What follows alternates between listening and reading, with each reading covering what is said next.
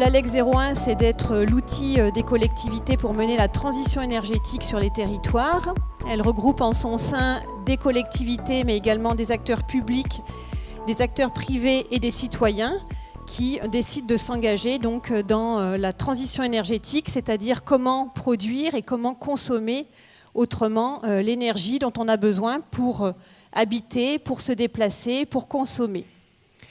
Donc cette soirée rentre dans notre cadre d'événements de sensibilisation qui sont financés par les financeurs publics que sont l'ADEME, la région et le département, et qui est ce soir organisé avec des partenaires financiers qui nous ont soutenus dans l'organisation de cette soirée. Bon, je ne parlerai pas plus du Rotary et des clubs Rotary et des clubs services en général, qui sont à mon avis pour l'instant encore un peu poussiéreux, et ce sont des sujets qui ont du mal à aborder. Donc c'est pour ça qu'on a initié depuis l'an dernier, ou il y a 2 ans, un premier programme de conférence. Celui qui a tiré le premier, c'est Jean-Marc Jancovici. Certains ici dans la salle ont assisté à cette conférence. Donc aujourd'hui, on a le plaisir d'accueillir Yannick Roudot qui nous a répondu présent pour cette soirée. Je voulais dire juste 2 mots. Je crois que les spécialistes s'accordent pour dire que l'humanité existe depuis 6 millions d'années, je crois. Ça a été la première révolution de l'humanité. C'est un bipède un animal qui s'est mis debout, c'est devenu un bipède et c'est devenu l'humain que nous sommes aujourd'hui. Et puis depuis cette époque-là, il y a une demi-douzaine de révolutions qui ont eu lieu et que l'humanité a subi. Les dernières en date, vous les connaissez, la révolution industrielle, la révolution énergétique, la révolution du numérique, la révolution bioéthique, dont on parle beaucoup aujourd'hui. Et puis aujourd'hui, on est peut-être à un moment charnière et peut-être autre chose nous attend. En tous les cas, c'est peut-être bien la fin d'un monde, je crois. Donc Yannick va nous exposer ses visions sur le sujet. Merci. Et on accueille Yannick Roudot, et en attendant, je vous informe qu'on proposera... On vous proposera à la fin de la soirée, donc la soirée va se dérouler sous forme d'une conférence et d'un temps d'échange. À l'issue de ce temps d'échange, il y aura une proposition de dédicace avec la librairie Montbarbon qui est également partenaire ce soir. Et Yannick Roudot, donc je n'ai pas prévu de le présenter parce qu'il va le faire lui-même. Il est déjà intervenu dans le département de l'Ain auprès de différents acteurs, la CAPEB il y a quelques années, le Centre des jeunes dirigeants l'année dernière. Et donc c'est un vrai plaisir et un grand honneur pour nous de l'avoir ce soir pour vous parler de ce sujet crucial. Le GIEC a publié un rapport lundi. Si vous ne l'avez pas lu, lisez-le. Un gros travail de lobbying est en train de se faire au niveau des parlementaires pour les inciter à soutenir un amendement dans le projet de loi de finances qui viserait à doter les collectivités d'une partie de la contribution climat-énergie pour que les collectivités aient les moyens de mener des plans d'action locaux pour agir contre le dérèglement climatique. Donc ce travail, nous allons le mener, et plus nous serons nombreux à le porter auprès de nos parlementaires, plus nous aurons la chance d'être écoutés. Donc si ce sujet vous intéresse, à l'issue de la conférence, je serai à votre disposition pour en parler. Merci beaucoup. Bien, bonsoir à tous. Je suis ravi d'être ici. Donc ce soir, on va aborder un sujet difficile, parfois douloureux, je pourrais vous avertir tout de suite, puisqu'on va parler de la fin d'un monde et de l'émergence d'un autre monde. Donc je vais traiter ça en 3-4 parties, où il y aura une partie spécifiquement entreprise en 3e partie, mais au départ on va commencer par faire l'état des lieux de pourquoi le monde change et qu'est-ce qui nous arrive finalement. Alors avant de commencer, juste 2-3 slides pour dire d'où je parle, toujours important. Alors si j'ai pas mis la télécommande, ça ne peut pas marcher, je reviens.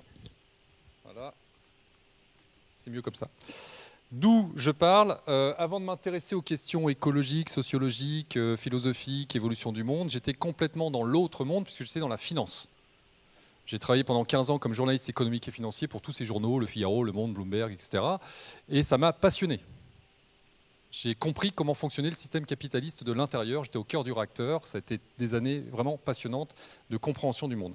Et puis j'étais tellement passionné que j'écrivais des livres sur la bourse, comment spéculer, et j'ai même créé une société d'édition en 98 pour fabriquer et vendre des logiciels sur la bourse, et pour que les gens apprennent à spéculer. Donc, vous voyez, j'étais rendu assez loin.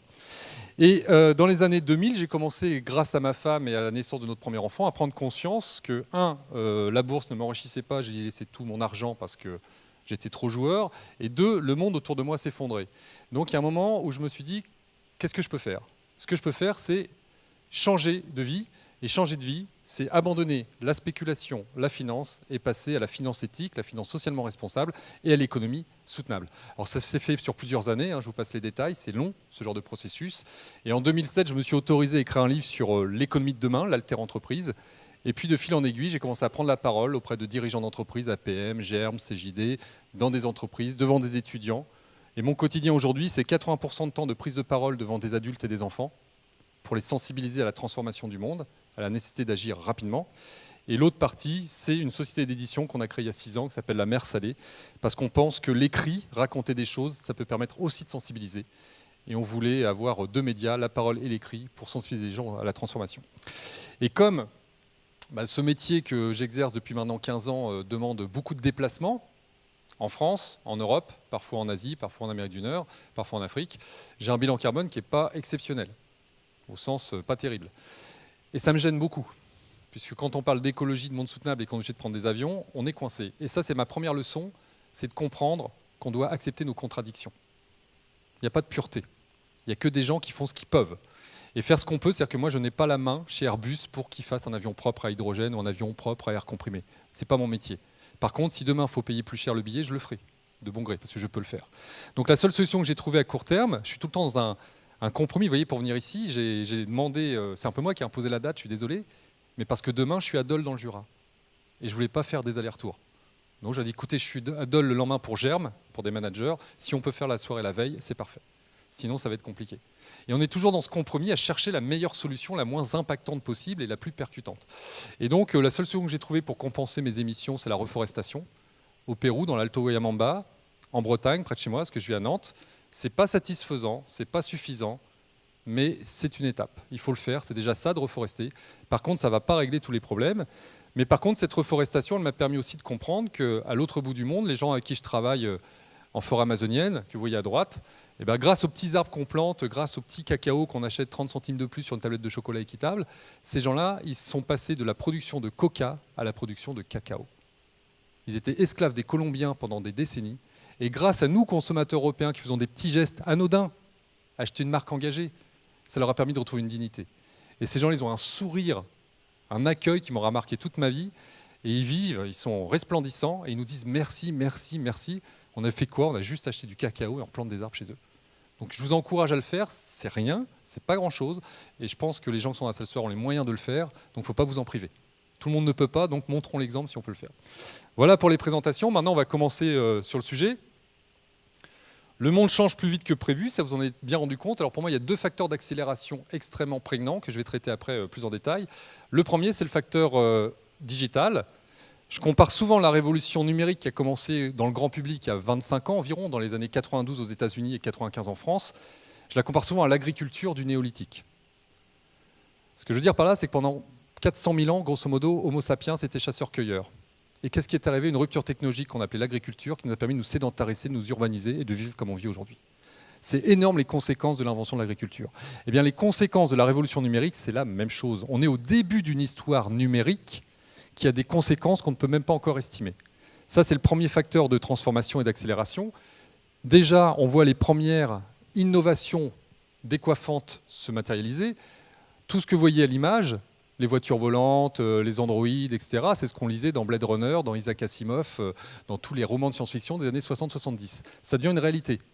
L'autre conséquence du numérique, c'est l'accélération du temps de l'histoire. Ce que je veux dire par là, c'est que les changements dont on va parler ce soir, ça ne va pas se dérouler en 5 siècles. Ça va aller très très très vite. Pourquoi ça va aller très très vite? Parce qu'à mesure que l'humanité se dote de moyens de communication toujours plus performants, l'accélération du partage de la connaissance se matérialise. Et quand on fait circuler la connaissance, on fait circuler les idées, on fait circuler les décisions, on fait circuler l'innovation et on transforme le monde. Il a fallu 38 ans à la télévision pour toucher 50 millions d'utilisateurs. Il aura fallu seulement 15 jours à une application qui s'appelle Angry Birds pour toucher 50 millions d'utilisateurs. Et dans les prochaines années, ça veut dire quoi? pour moi, ça c'est une note d'espoir. Si demain, il y a un Léonard de Vinci quelque part dans le monde qui invente une source d'énergie propre, totalement propre, quand je dis propre, c'est totalement propre, ça n'existe pas aujourd'hui, quelque chose de totalement propre, que ce soit le champ magnétique terrestre ou du solaire totalement propre. Si quelqu'un invente une technologie comme celle-là, la met en libre accès, en open source sur Internet, en quelques heures, ça fait le tour de la planète. En quelques jours, il y a les premières associations qui se créent, les premières entreprises qui se créent. En quelques mois, on a transformé l'image de la planète. On abolit l'utilisation des énergies fossiles. En 2-3 ans, c'est fait. Dans la douleur, bien sûr, les pétroliers ne cesseront pas faire, mais ça se fera. On en est là aujourd'hui. Internet est un catalyseur de transformation extrêmement puissant, j'y reviendrai tout à l'heure. Et vous le voyez, je passe très vite si vous connaissez, toutes les entreprises qui dominent l'économie moderne aujourd'hui sont nées il y a quelques années seulement. Le fameux GAFA dont on parle tous les jours, les Baidu chinois et autres, ils sont nés il y a quoi? Google a été créé le 7 septembre 1998, le même jour où je crée Multimédia Finance. On n'a pas fait le même parcours, mais pour moi c'était hier, il y a 20 ans. C'était hier, c'est rien du tout. Donc vous imaginez les 20 prochaines années? Ils auront peut-être disparu, ils seront peut-être remplacés par d'autres, ou alors ils auront accentué leur hégémonie. L'autre urgence qui fait que le monde change très vite et va changer très vite dans les 20 prochaines années, c'est l'urgence climatique. On en est tous conscients, mais croyez-moi que lundi, j'ai quand même été surpris que le GIEC nous dise dans 12 ans, c'est 1,5. Ça y est. Si rien ne change. Il ne faut pas se leurrer, demain matin, la presse n'en parlera plus. Donc ça ne va pas changer beaucoup. Parce qu'avant le rapport du GIEC, on a eu d'autres rapports, et je vous rappelle qu'il y a 1 an, les scientifiques du monde entier, 15 000 scientifiques du monde entier, avaient lancé une alerte en disant « Il sera bientôt trop tard, réveillons-nous ». Récemment, signature de 200 personnalités, appel des scientifiques français et des dirigeants politiques, etc. Des signatures, il y en a tous les jours, toutes les semaines. Et qu'est-ce qui change réellement? Il faut être lucide, il faut être honnête, peu de choses finalement.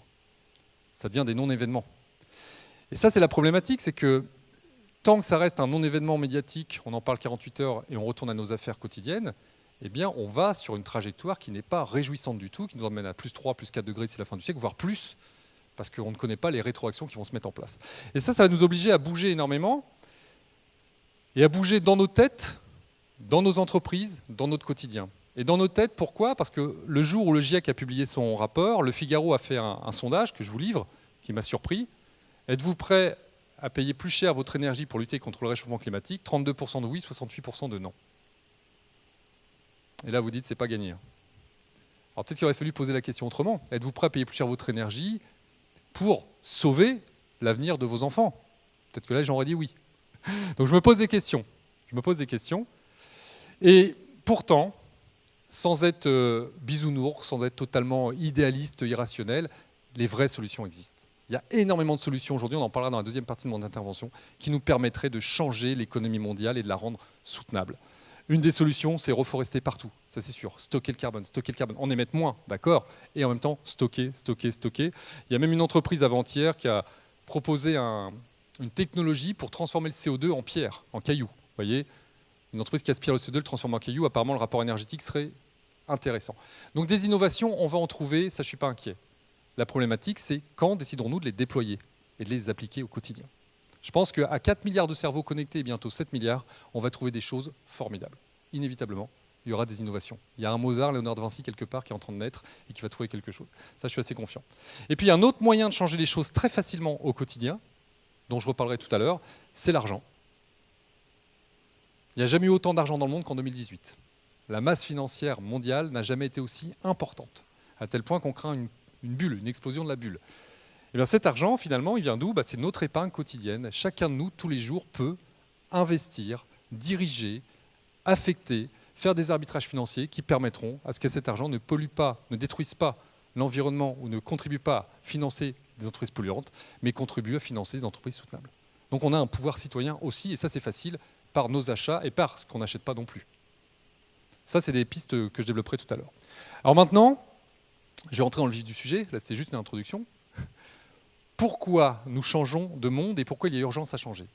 Eh bien tout simplement, sans aucune idéologie politique, sans aucun prosélytisme, quand on prend les choses rationnellement et qu'on regarde la situation mondiale, on ne peut plus continuer dans le modèle économique actuel. Il n'est plus tenable. Pourquoi?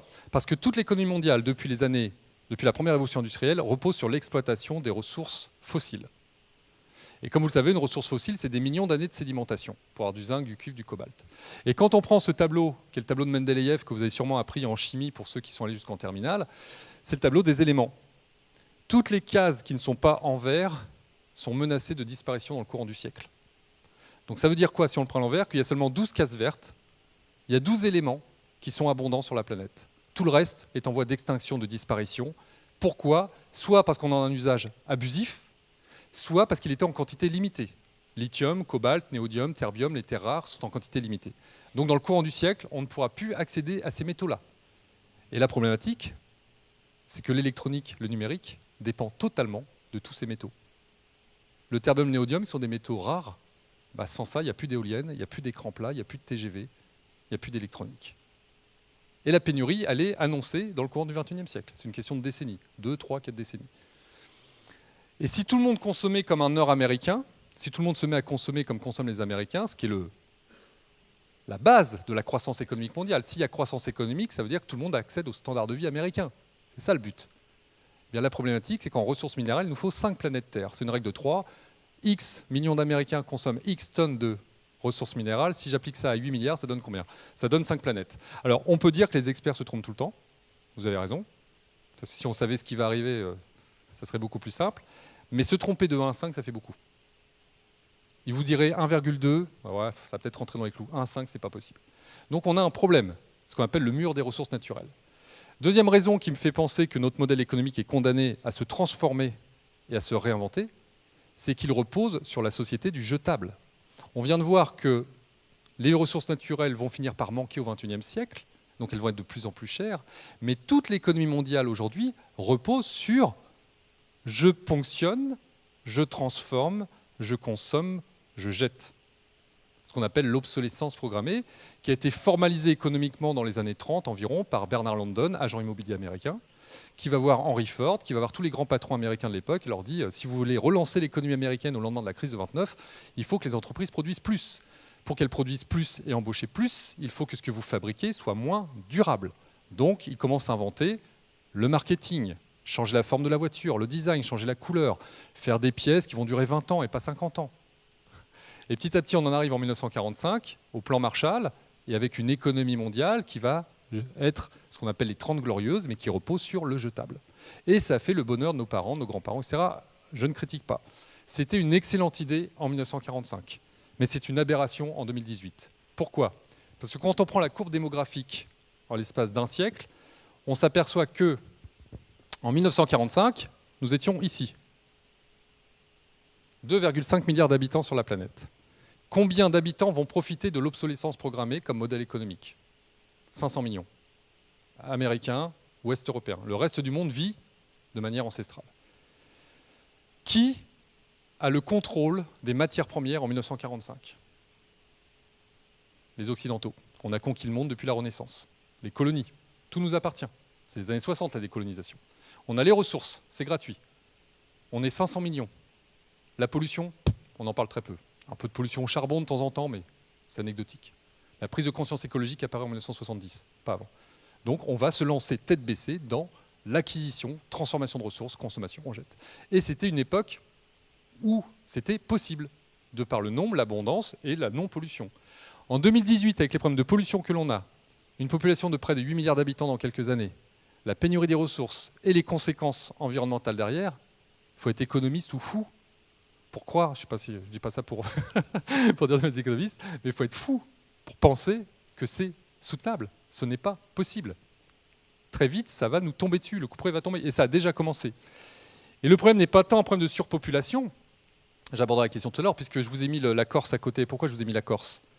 Parce que si vous mettez 7 milliards d'habitants debout, côte à côte, nous tenons tous debout sur la Corse. Faites le calcul, on tient tous sur la Corse, aucun problème. Donc ce n'est pas tant un manque de place pour cultiver et se déplacer qui nous pose problème, que ce que nous mettons dans nos assiettes, ce que nous mettons sur nous, et ce avec quoi nous nous déplaçons. Il est là le problème, c'est le modèle économique. Il n'est pas supportable pour 8 milliards d'habitants. Alors il y a deux solutions, soit on crée une caste de métabarons qui vit en autarcie et qui profite des quelques ressources qui restent, et les autres tant pis pour eux, soit on essaie de partager, donc il faut inventer un nouveau modèle économique. Alors vous avez bien compris, je suis plutôt dans la deuxième proposition. Et les conséquences de ce modèle économique, vous les connaissez, c'est les pollutions. On dit souvent la pollution, mais c'est les pollutions des sols, les pollutions des eaux, les pollutions des océans, les pollutions de l'air, qui entraînent un dérèglement climatique. C'est d'abord les pollutions qui entraînent le dérèglement climatique. Et on en a une situation inextricable qui est extrêmement anxiogène. Il faut qu'on traverse cette peur. Oui, c'est très très inquiétant. Moi-même, j'ai peur de ce qui va arriver. Mais une fois que j'ai compris que j'avais peur, j'essaie de me mettre en mouvement, donc qu'est-ce que je peux faire pour traverser ça et passer à l'au-delà. Et quand on voit que le Gulf Stream est en train de changer de route, du fait de l'eau douce qui se mélange à l'eau salée par la fonte des glaces, et que le Gulf Stream va peut-être ne plus effleurer les côtes européennes dans 30 ans, dans 40 ans, dans 50 ans, on ne sait pas quand, bah ça fait un peu peur, parce que s'il n'y a plus de Gulf Stream, il fera moins 30, moins 40 degrés l'hiver, il fera 50 degrés l'été. Alors ça ne veut pas dire que c'est invivable, hein, les Canadiens s'accommodent d'un moins 30, moins 40 degrés. 50 degrés, on sait faire aussi, on peut faire des ventilations naturelles, mais est-ce qu'on est prêt? Allez, à la question. Est-ce que nous sommes résilients? Sommes-nous prêts à faire face à un changement brutal des températures, à un stress hydrique comme on connaît depuis quelques mois? Et là, très vite, on se rend compte que notre modèle économique et social n'est pas résilient du tout. Il est extrêmement fragile. Tout est en flux tendu. L'alimentation dépend de l'approvisionnement des hypermarchés, lesquels dépendent de routes déneigées, accessibles et d'une logistique sans faille. Et certaines entreprises ont des stocks de 40 minutes. Le jour où il y a un accident logistique, c'est fini. Le système s'effondre comme un château de cartes. Donc ça, il faut en être conscient. Et on a vu les premiers mouvements, je ne vais pas m'attarder cet été, hein, la neige qui fond, les roches qui tombent, les lacs qui s'assèchent, etc. Je pourrais vous passer des tonnes d'exemples, vous le savez aussi bien que moi. On est dans une situation catastrophique. Il faut appeler un chat, il faut arrêter de se voiler la face. Maintenant, il n'y a pas de fatalité. L'être humain est capable de génie, capable de beaucoup de choses. Nous avons des armes de destruction massive. On les a bien utilisées depuis 50 ans. Maintenant, il faut passer aux armes de construction massive. Il faut utiliser nos mains et notre savoir pour construire massivement des choses soutenables. Et on va peut-être s'en sortir. Et les conséquences du dérèglement climatique, et là je rentre dans la complexité, sont agricoles, du fait des dérèglements, donc sont humaines, parce que des gens meurent de faim dans des pays comme la Libye, la Syrie, l'Irak. Un, ils sont bombardés. Deux, il fait très chaud. La grande sécheresse qui a frappé le Moyen-Orient en 2016, c'était la plus grande sécheresse depuis 1000 ans. Donc vous êtes bombardés, vous n'avez plus à manger, qu'est-ce qui se passe? Vous prenez vos enfants sous le bras, puis vous migrez. Donc on rentre dans un processus de migration qui ne peut que s'accentuer du fait des dérèglements climatiques. Et là on touche du doigt ce qu'on appelle la complexité, tout est lié. Ce que je veux dire, c'est que le climat, ce n'est pas un problème d'écologiste. C'est un problème économique, c'est un problème social, c'est un problème géopolitique, c'est un problème politique, c'est un problème militaire. Tout est lié. Complexus en latin, ça veut dire le tissage. Le tissage, c'est le lien. On ne peut pas séparer les questions migratoires des questions climatiques et des questions économiques et des questions géopolitiques et politiques.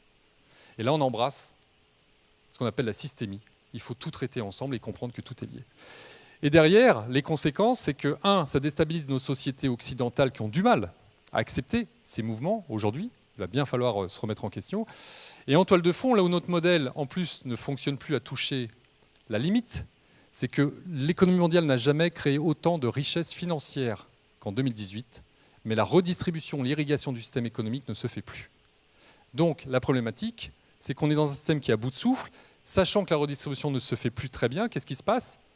Eh bien, on est en train d'assister à un appauvrissement progressif des classes moyennes occidentales, lesquelles étaient le moteur de la consommation occidentale. Si les plus jeunes sont plus pauvres que leurs parents, l'hyperconsommation ne va pas durer éternellement. Et ça a déjà commencé, ce qu'on appelle une déconsommation choisie, faute de revenus. Et pour maintenir cette surconsommation, qui est un carburant qui a permis à l'économie mondiale de tourner pendant 70 ans, qu'est-ce qu'on a fait depuis les années 90? On a encouragé les États à s'endetter et on a encouragé les ménages à s'endetter. Le problème, c'est qu'aujourd'hui, que le niveau de dette mondiale est colossal. Les États-Unis ont plus de 20 000 milliards de dettes sur la tête. C'est grosso modo un tiers à un quart du PIB mondial pour les seuls États-Unis. Nous sommes endettés jusqu'au cou. Nous sommes riches de dettes. Le problème, c'est qu'une dette, à un moment, il faut la payer. Et s'il y a une rupture de confiance sur la solvabilité de l'emprunteur, c'est l'effondrement économique. Et donc, la question qui m'angoisse aujourd'hui, c'est allons-nous réussir à sortir de cette impasse économique, climatique, sociale, géopolitique, sans aller jusqu'à l'effondrement financier, qui ne peut être qu'une question de temps, parce que pour l'instant, comme depuis 2008, depuis Lehman Brothers, on n'a quasiment rien changé. On a renforcé un peu la situation bancaire, mais on n'a pas vraiment changé le système. Eh bien, il est évident qu'après 10 ans de non-crise économique et financière, va arriver un krach financier à un moment ou à un autre. Alors, est-ce que c'est en 2019? Est-ce que c'est en 2020? Est-ce que c'est demain matin? J'en sais strictement rien. Mais comme le disent les vieux boursiers, les arbres ne montent pas jusqu'au ciel. le Dow Jones est au plus haut, c'est le feu d'artifice depuis que Trump a défiscalisé pas mal de secteurs et libéralisé les échanges. Ça ne va pas durer éternellement. Le risque, c'est que le prochain crack soit plus puissant que Lehman Brothers et mette au tapis tout le système économique financier mondial. Et là, derrière, c'est un changement d'histoire. Parce que vous savez très bien que l'argent qu'on a dans nos poches n'existe pas, ce n'est que des écritures électroniques sur un compte virtuel, et que si la bulle explose, on remettra les compteurs à zéro, puis on repartira sur des nouvelles monnaies. Et Trump sera le premier d'évaluer le dollar, à dire le dollar est votre problème, c'est ma monnaie, mais c'est votre problème, comme l'avait fait Kissinger, Nixon quelques années auparavant. Et donc il est urgent, et maintenant on va passer aux bonnes nouvelles, il est urgent de renouer avec le sens étymologique de l'économie. L'économie, c'est quoi? Ce n'est pas la course à la rentabilité avec le saccage environnemental et la destruction du vivant. L'économie, c'est la gestion de la maison. Oikonomia, la gestion du domaine. L'économie, c'est vivre ensemble. Donc l'économie, ça sous-entend quoi? Qu'on a un stock d'habitants, bientôt 8 milliards, et qu'on a des conséquences qu'on appelle des déchets, des effluents, tout ce qu'on rejette en mangeant, en cultivant, en se déplaçant. L'économie, c'est la gestion de ces flux. Comment on gère l'amont, les ressources, comment on gère les flux en aval, comment on fait pour vivre ensemble demain à 8 ou 10 milliards d'habitants sur cette planète, sachant qu'on est tout seul, perdu au fin fond de l'espace, et qu'il n'y a personne d'autre pour nous aider actuellement, et que la seule ressource nouvelle qui arrive tous les jours sous Terre, c'est le photon. Il n'y a rien d'autre. L'eau que nous buvons ce soir, les dinosaures la buvaient déjà il y a 64 millions d'années, faut s'en rappeler, c'est la même. Elle a juste tourné. Et oui, nous sommes dans un circuit fermé. Et donc revenir à l'économie, c'est comprendre que notre économie, notre modèle moderne qu'on appelle l'hypercapitalisme, vous l'appelez comme vous voulez, est un modèle qui a très bien fonctionné, qui a redistribué des richesses, qui a sorti des gens de la pauvreté pendant certaines années, mais aujourd'hui il ne marche plus très bien. Et finalement, quand on regarde l'histoire de l'humanité, il y a eu d'autres modèles avant nous, il y a eu d'autres civilisations, il y a eu d'autres façons de vivre. J'aime bien ce parallèle de David Brouwer qui prend, il dit imaginons que la Terre, création de la Terre en 6 jours, c'est une image. Qu'est-ce qui s'est passé? Notre planète naît le lundi à 0h, c'est de la poussière d'étoiles en fusion, nous sommes tous de la poussière d'étoiles. Lundi, mardi, mercredi jusqu'à midi, la Terre se forme, la vie commence mercredi à midi et se développe dans toute sa beauté organique les 3 jours suivants. Donc il ne se passe rien, Homo sapiens n'est pas encore apparu. Samedi après-midi à 4h, les grands reptiles apparaissent. 5 heures plus tard, à 9h du soir, lorsque les séquoias sortent de terre, les grands reptiles disparaissent. L'homme n'apparaît qu'à minuit moins 3 minutes. Le Christ naît un quart de seconde avant minuit. À 1/40e de seconde avant minuit commence la révolution industrielle. Il est maintenant minuit, samedi soir, et nous sommes entourés de gens qui croient que ce qu'ils font depuis 1/40e de seconde va continuer indéfiniment. Moi, je vous livre juste ça comme ça. Ça a été autrement pendant 4 milliards d'années. Ça peut être autrement dans les 20 prochaines années. D'autres civilisations ont vécu autrement. Je ne vois pas pourquoi la nôtre serait éternelle. Je vous rappelle que les empereurs romains ont dirigé le plus grand empire d'Europe et d'Afrique du Nord pendant 700 ans. Ils se croyaient éternels, ils n'imaginaient pas que Rome serait un tas de cailloux au 5e siècle. Et pourtant, les empereurs romains ont disparu. Mais on arrive exactement au même point de non-retour. Nous avons l'arrogance de penser que notre civilisation basée sur l'hyperconsommation des ressources est éternelle. Donc la bonne nouvelle, c'est qu'il nous arrive la même chose que toutes les autres civilisations. Nous sommes en train de décliner et nous allons changer de civilisation. Ce que l'on vit, c'est un changement de civilisation. Changement de valeur, changement de rapport à l'argent, changement de rapport au travail, changement de gouvernance, changement d'organisation sociétale. C'est ce qu'on est en train de vivre. On va vers une nouvelle civilisation. La question que je me pose, qui m'obsède souvent, c'est pourquoi avons-nous tant de mal à changer alors que tout ce que je viens de vous dire, vous le savez? Je vous ai rien appris, j'ai juste collé les morceaux. Donc c'est un peu plus violent. Quand on les met ensemble, la couleur est un peu plus vive. Mais on le sait très bien. Et pourquoi on ne change pas? Alors ça m'obsède. Homo sapiens a énormément de mal à se remettre en question et à changer ses habitudes. Et pourtant, qu'est-ce que nous avons à perdre? Est-ce que l'hypermatérialisme que nous avons exacerbé depuis une quarantaine d'années, parce qu'on est passé de la société de consommation à la société d'hyperconsommation, non content d'avoir une voiture, on en a 4, non content d'avoir une télé, on en a 3, non content d'avoir un téléphone, on en a 4 ou 5, on est dans l'hyperconsommation. Est-ce que ça nous rend heureux? Je suis désolé, moi je bosse beaucoup avec des gens qui sont spécialisés en accompagnement personnel, coaching, etc. Il n'y a que des burn-out, il n'y a que des gens stressés, qui n'ont pas le temps, qui se plaignent de ça va pas, la vie va pas, ils ne trouvent pas de sens à leur vie. Et pourtant, on a tout ce qu'il faut pour être heureux. Donc échec philosophique, spirituel de ce modèle économique. Il n'a pas apporté le bonheur escompté. Alors pourquoi on ne quitte pas ce modèle? Eh bien tout simplement parce que nous sommes des grands primates. Et le propre d'un grand primate, c'est de ne jamais lâcher la branche qu'il tient s'il n'est pas sûr d'attraper une branche en face. Donc aujourd'hui, des gens qui vous proposent de changer de modèle économique, ils agitent une branche, un rameau. Viens voir, la frugalité, ça va être très sympa, tu vas voir, ça va être beaucoup mieux. Il y a combien de grands primates qui vont jeter dans le vide pour aller l'attraper le rameau? Il n'y a pas beaucoup. 2-3% de la population. Les autres, ils ne veulent surtout pas changer de branche, quitte à ce qu'elle casse joyeusement ensemble. Elle cassera, mais ils ne veulent pas changer de branche. Notre incapacité à sortir de notre zone de confort, il est là le frein psychologique. Donc l'enjeu ce soir, pour moi, pour vous, demain, dans les prochaines journées et prochaines semaines, c'est de rendre cette transformation joyeuse. Il faut recréer le désir. C'est Aristote qui sait que le désir est la puissance la plus forte, c'est la force motrice. Il faut qu'on aille vers le désir, il faut que ce soit désirable, cette transformation. Si c'est punitif, on n'emmène personne. Si je vous dis c'est le retour à la bougie, ah ben non, on n'a pas envie d'y aller. Même si une bougie c'est romantique sur une table, ça ne fait pas envie. Par contre, si on comprend que le monde de demain c'est de la frugalité, moins de matérialisme, plus d'humanité, ça commence à être sympa. Plus de temps pour soi, plus de temps pour les autres, plus de temps à partager en famille, entre amis, et un peu moins devant sa télévision. Ça peut être bien aussi. Ce n'est pas la fin du monde, c'est le début d'un autre monde. Et ce que l'on vit actuellement, c'est une transition équivalente à ce qui s'est passé il y a 5 siècles. Il y a 5 siècles, on est passé du monde médiéval au monde moderne en Europe. Là, je parle de l'Europe. On a abandonné le monde médiéval et on est arrivé au monde moderne. Le moderne, c'est le monde de la science. Là, c'est la religion qui apporte des réponses aux questions que se pose un homme érudit. Ici, c'est la science qui apporte des réponses aux questions d'un homme érudit. On change de monde. Pas la même gouvernance, pas la même technologie. L'un et l'autre n'ont strictement rien à voir. Si vous avez demandé à un contemporain du Moyen-Âge si ce monde-là était possible 3 siècles plus tard, qu'est-ce qu'il vous aurait dit? Que nenni! Impossible, ça n'arrivera pas. Et pourquoi ça n'arrivera pas? Mais parce que mon bon ami, ça fait 5 siècles que je suis le seigneur de cette terre, et lui, ça fait 5 siècles qu'il cultive, de père en fils, il n'y a aucune raison que ça change. On est bien comme ça. Donc n'imaginez pas des choses irréalisables, ce n'est pas possible. Le résultat est qu'on a changé de monde. Aujourd'hui, on est à la fin du monde moderne, et on va passer à la post-modernité, un autre monde. Moins de matérialisme, plus de spiritualité, plus d'humain, remettre le vivre ensemble au cœur de nos préoccupations. Et vous allez me dire ce soir, tu rêves Yannick, ça ne marchera pas. Pourquoi? Regarde les gens dans les hypermarchés, regarde-les avec leur voiture. Tu les vois changer, toi? Ça ne marchera pas. Là, je vous assure que ça changera quand même. Parce que ça a toujours été comme ça. Toutes les grandes civilisations se sont succédées, se sont effondrées, et ont été remplacées par une autre. Et on est au point d'effondrement de la nôtre, et ça va arriver, et c'est en train d'arriver. Et ce que l'on vit, je vais passer vite, parce que j'ai déjà exposé dans la région, la Renaissance, donc je vais aller assez vite. Ce que l'on vit, c'est cette période tampon entre deux mondes, qu'on a appelée la Renaissance européenne, italienne puis européenne.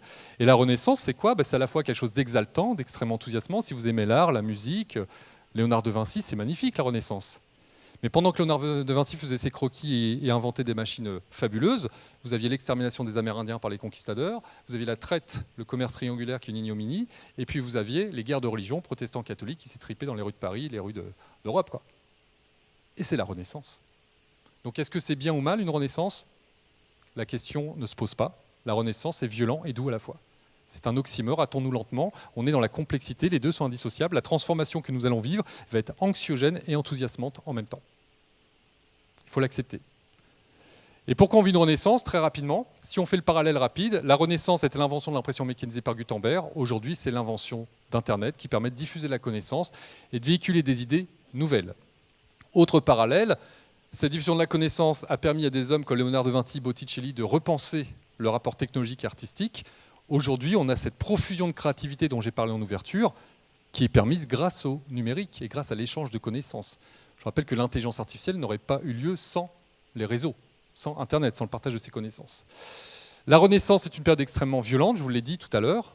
Aujourd'hui, comme le disait Gramsci au début du siècle dernier, dans ces périodes claires-obscures, le vieux monde se meurt, le nouveau monde tarde à apparaître, et dans le clair-obscur surgissent les monstres. Il y a plein de petits monstres qui sont en train de se matérialiser un peu partout dans le monde, au Brésil, aux États-Unis, en Russie, en Europe, un peu partout, les monstruosités réapparaissent. Alors ça ne veut pas dire qu'il faut les accepter, mais c'est un marqueur de transformation, malheureusement. Autre parallèle avec la Renaissance, le changement d'appréhension géographique du monde. Jusqu'au XVIe siècle, la Terre était limitée à 3 continents, le monde était petit. Et on découvre l'immensité du monde grâce à des navigateurs qui changent de route.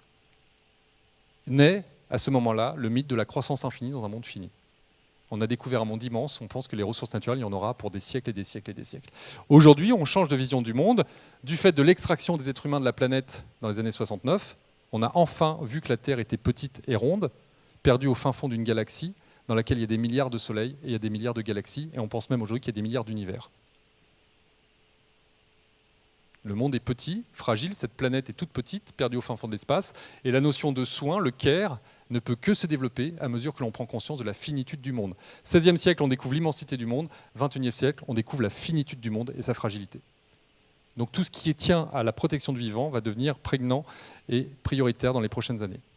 Et puis la renaissance, ça c'est le point majeur de mon raisonnement, j'y reviendrai tout à l'heure pour les entreprises, c'est l'abandon du géocentrisme. On a cru pendant 2000 ans que la Terre était le centre de l'univers et qu'elle était immobile au centre d'un système solaire que Ptolémée avait dessiné comme ça. Le système solaire de Ptolémée, c'est la Terre est au centre, et la sphère étant la forme la plus parfaite pour les Grecs anciens, tout était sphérique, tout était rond, nous étions une sphère au milieu d'autres sphères, et les étoiles tournaient selon des cercles parfaits autour de nous. Et ce géocentrisme, c'est la vérité acquise non négociable pendant 2000 ans. Et il y a eu beaucoup d'innovations faites sur le géocentrisme. Vous appliquez ça à l'entreprise. On dit souvent dans une entreprise, allez, il faut innover. Alors voilà le cadre, à ne pas dépasser, maintenant on innove. Qu'est-ce qui en ressort? Un truc bancal qui ne va pas marcher. Pourquoi? Parce qu'on n'a pas remis en cause les géocentrismes. On est toujours dans le géocentrisme. Il y a une vérité qui n'est pas négociable. Copernic a remis en cause tout le cadre. Il a imaginé que les astres ne décrivaient pas des cercles, mais que tout était en mouvement. Mais avant lui, il y a un monsieur qui avait imaginé sur un géocentrisme. Il s'appelle Kepler. Qu'est-ce qu'il nous dit, Kepler? La Terre est bien le centre de l'univers, mais vous êtes tous trompés. Ce ne sont pas des cercles, ce sont des ellipses. C'est pour ça que la Lune était grosse, plus petite. Il avait compris que c'était des ellipses. Mais à aucun moment, il a imaginé que la Terre n'était pas le centre de l'univers.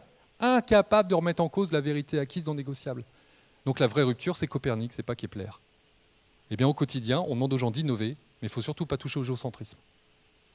On a un métier, on le connaît maintenant, tu innoves sur ce métier. Vous voyez ce que ça change, l'abandon des géocentrismes?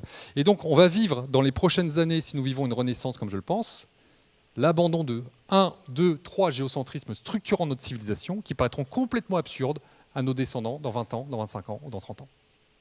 Le rapport au travail, par exemple. Je vous livre ça comme ça, on en parlera après. Le rapport à l'argent. Le sacrifice du vivant pour assurer la croissance économique. C'est des géocentrismes. C'est une vérité acquise, non négociable. Dans 20 ans, on nous dira, mais qu'est-ce que vous avez fait?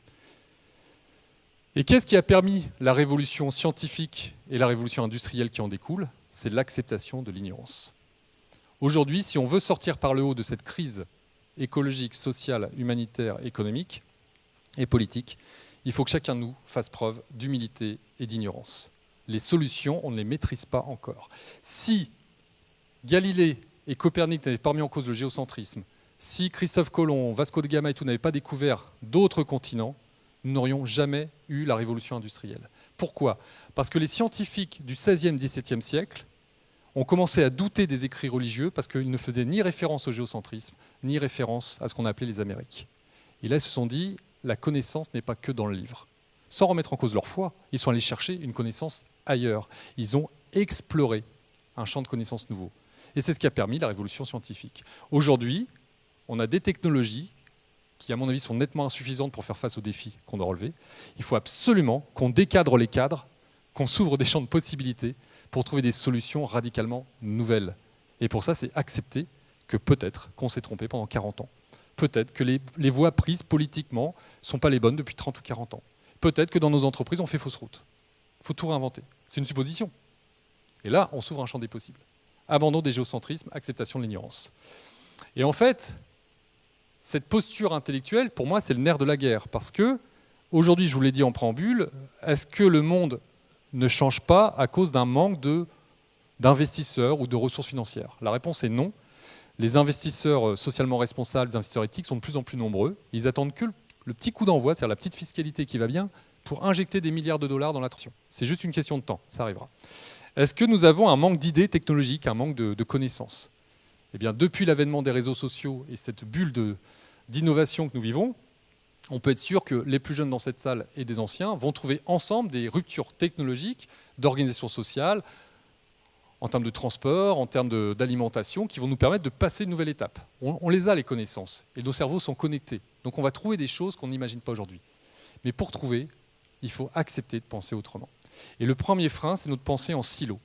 Les Occidentaux, parce qu'on a occidentalisé le monde quand même dans nos modes de pensée, nos modes de consommation ces dernières décennies, les Occidentaux ont un problème, c'est que nous avons une pensée binaire, en silo. Il y a l'écologie d'un côté, il y a l'économie de l'autre, il y a la migration d'un côté, il y a l'agriculture, il y a le politique, il y a le local, il y a l'international, tout est parcellisé. Pensée en silo. La pensée en silo, c'est l'anti-complexité. La complexité, c'est aucune cloison. Si vous pensez en silo, vous passez à côté du problème. Et vous passez à côté de la solution. Parce que vous prenez le problème par une petite porte et pas par sa globalité. Et Edgar Morin nous invite à changer de posture intellectuelle, aller vers la pensée complexe, systémique. Il le résume très joliment. La manière de penser que nous utilisons pour trouver des solutions aux problèmes les plus graves de notre ère mondialisée constitue elle-même un des problèmes les plus graves que nous devons affronter. Tant qu'on traite les choses séparément, on ne peut pas embrasser le défi majeur auquel l'humanité doit faire face.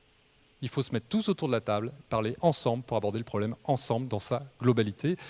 Et il n'y a pas de simplicité dans la complexité, il n'y a que des réponses complexes à un problème complexe. Ça, il faut l'accepter. Alors, qu'est-ce qui se passe dans le monde actuel ? Face à ce manque de complexité, il y en a qui se régalent. J'appelle ça les barbares numériques. Ce n'est pas des gens bien intentionnés, ils ne sont pas là pour relever le défi climatique, ils sont là pour précipiter l'effondrement du monde quelque part. Ce que je veux dire par là, c'est que quand un empire est fragile, ce qui s'est passé avec Rome, on a vu les invasions barbares arriver au fur et à mesure. Ça ne s'est pas fait en 48 heures, ça a pris des décennies. Mais petit à petit, Rome s'est affaiblie, tant de l'intérieur que de l'extérieur, des invasions de gens qui ne faisaient pas partie de la civilisation romaine. Et c'est toujours au moment où on est faible qu'apparaît le concurrent, le prédateur. Et ce qui est intéressant, c'est que les Romains avaient développé un réseau de logistique de voies romaines exceptionnel partout en Europe et en Afrique du Nord, et que les barbares, bien sûr, ont utilisé aussi ce moyen de communication pour être efficients et efficaces dans leur pillage. Eh bien, aujourd'hui, qu'est-ce qui s'est passé ? On a créé il y a 25 ans le réseau Internet, et qu'est-ce qui s'est passé à partir de 1995-96 ? Amazon apparaît, Google apparaît, Uber apparaît, Airbnb apparaît. Je les appelle barbares numériques, pas au sens barbare péjoratif, au sens barbare qui n'appartiennent pas à la civilisation qu'ils attaquent. Ils émergent d'où ? Du moyen de communication que nous avons, nous, bâti, et qu'eux ont utilisé pour piller l'économie occidentalisée. Grosso modo, les parts de marché aujourd'hui sont détenues par Airbnb dans l'hôtellerie, par Uber dans la logistique, Amazon partout, Google partout, et ces gens-là, il y a 20 ans, ils n'existaient pas. Ils ont émergé du réseau, et ils prennent, comme disait Woody Allen, prends l'oseille et tire-toi, ils ramassent la mise, comme des barbares qui pillent un empire quelque part, si je peux me permettre cette image. Et ces barbares, là où ils sont très forts, c'est qu'ils ont une pensée plus décomplexée que ne l'ont les acteurs traditionnels de l'économie. Il ne s'agit pas de faire l'apologie des barbares numériques, mais juste de constater que qui va lancer le premier avion électrique court-courrier sur une distance de 300 à 400 km, ce n'est pas Air France, ce n'est pas Boeing, ce n'est pas Airbus, ce n'est pas des compagnies classiques, c'est EasyJet, qui a été créé il y a 20 ans. Parce qu'ils s'autorisent à imaginer un avion électrique. Ils s'autorisent à innover sur l'avion électrique avec une start-up américaine qui a développé des batteries légères. Alors que chez Airbus, on n'a pas réussi encore à le faire. Pourquoi ? Je n'en sais rien, je ne travaille pas chez Airbus. Mais je pense qu'il y a une agilité mentale qui est plus forte chez des gens qui s'autorisent à tout réinventer, à remettre en question les géocentrismes, qu'une structure très pyramidale, très clivante. Dans la banque aujourd'hui, je ne sais pas s'il y a des banquiers dans la salle, mais votre prochain concurrent, ce n'est pas tant votre voisin dans la rue d'en face, ce n'est pas l'enseigne d'en face, c'est les réseaux sociaux. En Chine, aujourd'hui, la banque des particuliers, c'est WeChat. WeChat, c'est une filiale de Tencent, qui est un des acteurs de l'équivalent du GAFA chinois. C'est les grands acteurs chinois, Tencent. Et WeChat, c'est quoi ? C'est un réseau social comme WhatsApp, que vous utilisez peut-être, réseau social américain qu'on utilise en Europe.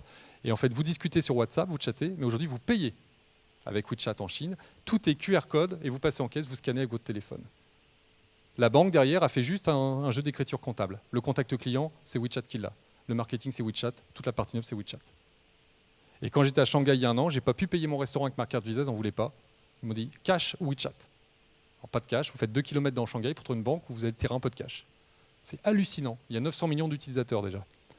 Et ça veut dire quoi ? Que le prochain concurrent bancaire, c'est peut-être Yahoo, c'est peut-être, pas Yahoo, c'est peut-être Google, c'est peut-être Facebook, c'est peut-être Twitter, c'est peut-être Instagram, c'est eux, les acteurs bancaires de demain.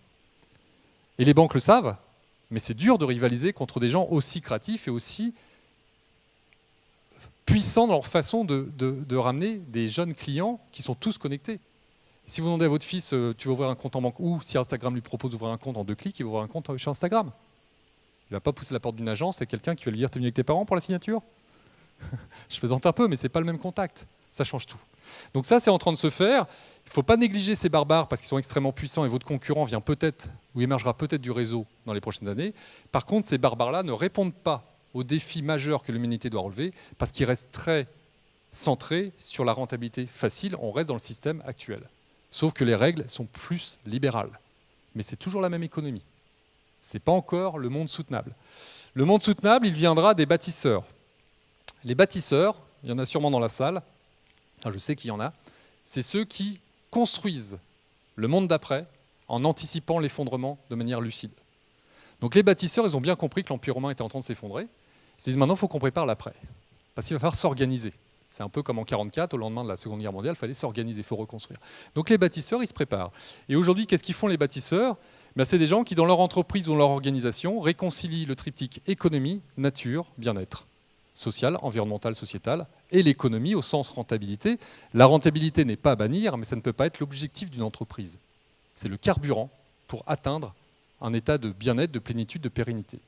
Et quelque part, alors, c'est un peu un raccourci, vous pourrez en discuter après, mais j'aime bien faire ce raccourci quand même. Quelque part, les bâtisseurs, c'est les premiers chrétiens de l'Empire romain. Rome, toute puissante, est indéboulonnable tant qu'elle est polythéiste. Et quand ça commence à aller mal à Rome, eh bien, la mère de Constantin, Hélène, le convainc d'opter pour une seule religion pour réunifier les Romains, le christianisme. Mais quand les chrétiens sont arrivés à Rome, 4 siècles avant, ils n'étaient pas bien perçus. Ils prenaient le monothéisme et puis un esclavage responsable, on va dire, si on peut l'appeler comme ça. Ça ne faisait pas les affaires économiques des Romains, ça ne faisait pas les affaires politiques des Romains. Donc il y a eu le martyre chrétien, etc. Et 4 siècles après, ces 12-13 personnes qui sont arrivées du Proche-Orient ont fini par prendre le pouvoir à Rome. Une minorité active qui renverse un empire comme l'Empire romain. Alors, je prends un raccourci, ça n'a pas été aussi simple, mais ça contribue au renversement. Et bien aujourd'hui, tous ces gens qu'on aime ou qu'on n'aime pas, les bobos, les makers, les véganes, les végétariens, etc., on peut en faire, il y en a toute une série, c'est des chapelles différentes. Qu'est-ce qu'ils sont en train de vous dire ? Qu'ils ne veulent plus de ce monde-là, qu'ils veulent un monde autre. Ils aspirent à des nouvelles valeurs, à une nouvelle organisation sociale, à un nouveau vivre ensemble. Alors on peut balayer ça du revers de la main en disant « ouais, c'est des minorités ». Ça ne marchera jamais. Moi, je vous assure que la vérité, elle est plus de leur côté que de la majorité. Parce que toute transformation d'un monde se fait avec une minorité active, ça a toujours été comme ça. La majorité ne change jamais le monde. Je vous renvoie à Margaret Mead, vous connaissez sa phrase, elle est archi connue, mais je vous la redonne quand même parce que Margaret Mead, anthropologue du XXe siècle, avait vu très juste. Ne doutez jamais qu'un petit groupe d'individus puisse changer le monde. En fait, c'est toujours comme ça que le monde change. Un exemple, mesdames, combien de femmes au Parlement britannique vous ont permis d'avoir le droit de vote aujourd'hui ? Vous savez ? 300 suffragettes en 1918 devant le Parlement britannique manifestent pour l'égalité homme-femme et pour le droit de vote. Elles se font cracher dessus par les autres femmes, elles se font tabasser par la police. Et il y en a une qui se jette sous les roues d'un carrosse pour que les choses changent. Et grâce à elle, aujourd'hui, vous avez un droit de vote. 300 femmes. C'est rien à l'échelle de l'Europe. Ça a tout changé. Combien de bolcheviks et mencheviks ont voulu renverser le tsar ? Alors, non pas que je fasse l'apologie de la révolution russe, ça c'est pas le propos. Mais une trentaine qui sont devenus des centaines et qui en 4 ans ont pris le pouvoir. Alors que le tsar régnait sur la Russie depuis au moins 200 ans. C'est toujours les minorités actives qui font basculer une civilisation. Et donc, ce qui va se passer dans les prochaines années, c'est que ces signaux faibles vont être de plus en plus forts, et que si on veut comprendre ce qui arrive demain, il faut regarder les signaux faibles. Alors, qu'est-ce qu'ils nous disent les signaux faibles ? Eh bien, qu'il y a un grand espoir de renverser les choses rapidement, puisque si on prend les statistiques, 50% des gaz à effet de serre, je mets au conditionnel, parce que parfois la presse se trompe, seraient émis par 90 entreprises. Moi, je trouve ça extrêmement réjouissant. Il y a 90 conseils d'administration à changer. C'est simple. 90 hommes et femmes clés à changer avec leurs administrateurs. Et on réduit de 50% les émissions. Déjà, on a fait la moitié du chemin. Objectif 2030, il est tenu tout de suite. C'est pas compliqué. Et vous voyez à quel point c'est une question de posture et de volonté. On ne va pas leur couper la tête, c'est pas le propos. Mais si on les met dehors gentiment en leur disant ça suffit, si on a le courage politique de les pousser à partir et que les actionnaires jouent leur rôle et que les consommateurs jouent leur rôle, on change le monde extrêmement rapidement, par une petite minorité. Ces bâtisseurs, ils nous envoient un signal de ce que pourrait être la société de demain. Moins de matières premières, pénurie, mais on veut toujours autant de confort. Qu'est-ce que l'on fait dans ces cas-là ? Eh bien, on devient créatif, inventif. On utilise quelque chose qu'on a tous entre nos 2 oreilles, le cerveau. Et le cerveau nous permet d'innover. Et ce qu'on appelle l'approche low-tech, c'est quoi ? C'est l'inverse des high-tech. Aujourd'hui, beaucoup de jeunes explorent les low-tech. Le challenge, c'est produire de l'énergie avec un biopanneau solaire et augmenter de 40% le rendement du panneau. Comment on fait ? Alors, vous prenez un ingénieur français, il va vous dire on met un petit moteur sous le panneau, on fait tourner le panneau de gauche à droite, mais bon, ça ne sert à rien, parce que l'énergie du panneau sert à alimenter le moteur, donc mauvaise idée. Alors on fait des panneaux fixes. Et partout dans le monde, on fait des panneaux fixes. Vous avez remarqué ? Les panneaux qui tournent comme des tournesols, il n'y en a quasiment pas. Comment faire tourner un panneau comme un tournesol sans consommer plus d'énergie ? Eh bien, il faut être inventif. Et cette jeune fille de 19 ans, elle n'a pas fait d'école d'ingénieur, mais elle est ingénieuse. Et l'ingéniosité, c'est quoi ? C'est de faire tourner le panneau avec une bonbonne d'eau qui est pleine le matin d'un côté, une bonbonne vide de l'autre, un circuit fermé, de la chaleur, de l'eau qui s'évapore, qui passe d'un vase à l'autre. On appelle ça les vases communicants. Vous avez un panneau qui bascule. Et cerise sur le gâteau, le soir, l'eau a bouilli, donc elle est potable. Il fallait juste y penser. Ce jeune garçon qui fait une douche avec une pompe dans le bac à douche, on remonte l'eau dans la colonne, elle est filtrée par des filtres à charbon, on se lave, on remonte l'eau, on se lave. Avec 10 litres d'eau, vous tournez pendant des semaines. Dans des pays en stress hydrique, ça change tout. Pourquoi on ne le fait pas? Je ne sais pas. Je n'ai pas la réponse. Mais on pourrait le faire. Il faut trouver le modèle économique, on est d'accord. Mais il faut toujours commencer quelque part pour trouver un modèle. Autre exemple, ce qui est en train de nous arriver, c'est l'effondrement de la société d'hyperconsommation parce que les gens commencent à déconsommer de manière choisie, progressivement. Beaucoup subissent la perte de pouvoir d'achat, mais certains commencent à choisir la déconsommation. Et pourquoi ils choisissent la déconsommation? Parce qu'ils développent une approche qui est la réparation, le bricolage, ce qu'on appelle le do it yourself. Répare toi-même ta télé, répare toi-même ta voiture, répare toi-même ton téléphone. Alors c'est pas toujours facile, mais vous allez voir pourquoi le do it yourself ne peut que se développer et pourquoi ça porte un coup d'estocade au modèle économique de l'hyperconsommation. Parce que si on se met tous à réparer nos appareils électroniques, à réparer nos voitures, à réparer tous nos biens de consommation, c'est plus un ralentissement, c'est un effondrement. Et cet effondrement, pour moi, il est inévitable, il a déjà commencé. Pourquoi ça va s'effondrer, l'hyperconsommation? Parce que le do-it-yourself, on y vient pour des raisons économiques. On a vu que les classes moyennes s'appauvrissaient. Donc, on va moins changer de télévision, moins de téléphone, on va le faire durer. Ça, c'est le catalyseur de transformation. 2, il y a une prise de conscience mondiale qu'on appelle zéro déchet, zéro gâchis, zéro waste. Donc, on commence à ne plus jeter parce que ça devient indécent de jeter. Jeter une télé en état de fonctionnement, je suis désolé, mais ça se fait trop pas, comme dit ma fille. Elle est jeune. Hein. C'est pour ça que je précise, parce que l'expression n'est pas française.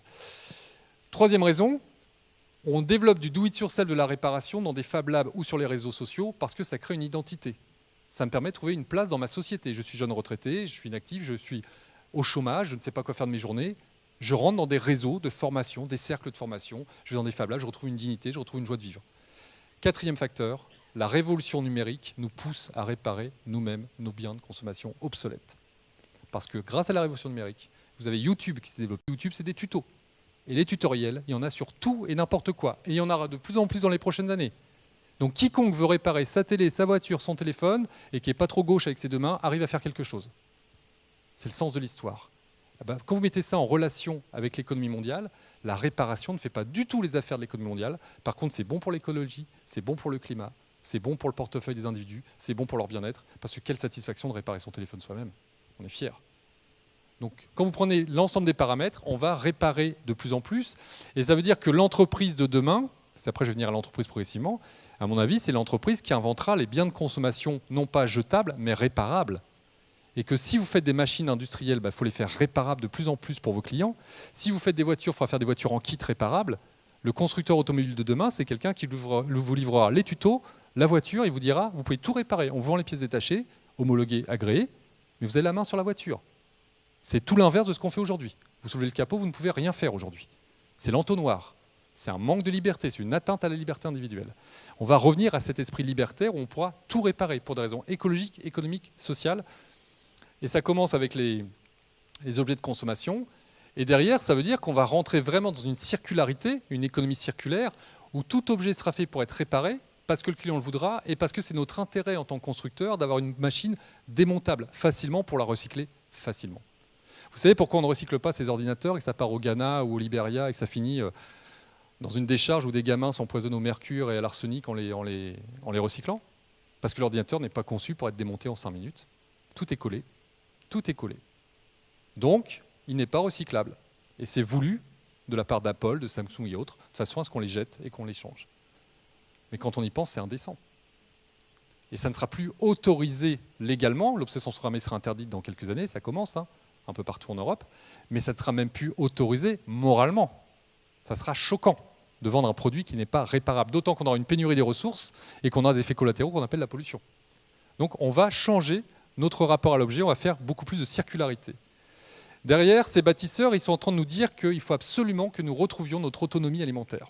Je vous ai dit tout à l'heure que si une vague de froid, on ne peut plus manger au bout de 3 jours, les hypermarchés se vident. Est-ce qu'il y a une ceinture de maraîchers autour de Bourg-en-Bresse? S'il n'y en a pas, il faut vite en développer une. Pourquoi? Parce que quand on va avoir un drame alimentaire, un drame logistique, les seuls qui pourront s'alimenter, c'est ceux qui cultiveront leur jardin. Il faut redévelopper de la culture partout. Et toutes les entreprises dans les zones d'activité qui ont une pelouse, il faut mettre des potagers, il faut mettre des ruches, il faut mettre des moutons, il faut mettre des animaux. Il faut remettre de l'agriculture dans les zones d'activité économique. Il faut arrêter d'avoir les zones d'habitat, les zones d'activité et les zones agricoles. Tout ça doit fusionner, la fin des silos, on décloisonne. Et là, on peut recréer du maraîchage sur l'existant. Ça, c'est des choses qui sont en train de se faire. Autre chose qui est en train de se faire, travailler sur des modes de distribution alimentaire alternatifs. La Louve à Paris, Scopélie à Nantes, près de chez moi, c'est des citoyens qui créent leur propre hypermarché, enfin leur propre supermarché. Ils se fournissent en direct avec des prix bas pour avoir de l'alimentation de qualité, avec des circuits très courts. C'est des choses qui sont en train de s'organiser grâce une nouvelle fois aux réseaux sociaux. Les bâtisseurs, ils sont en train de nous dire qu'il faut qu'on aille vers l'autonomie énergétique. Ça a déjà commencé, je ne vais pas vous faire un cours, mais il faut aller plus loin, plus loin, plus loin. Dépenser le moins d'énergie possible, c'est le travail de l'ALEC, de nous accompagner, et puis inventer des systèmes qui font qu'on sera totalement autonome.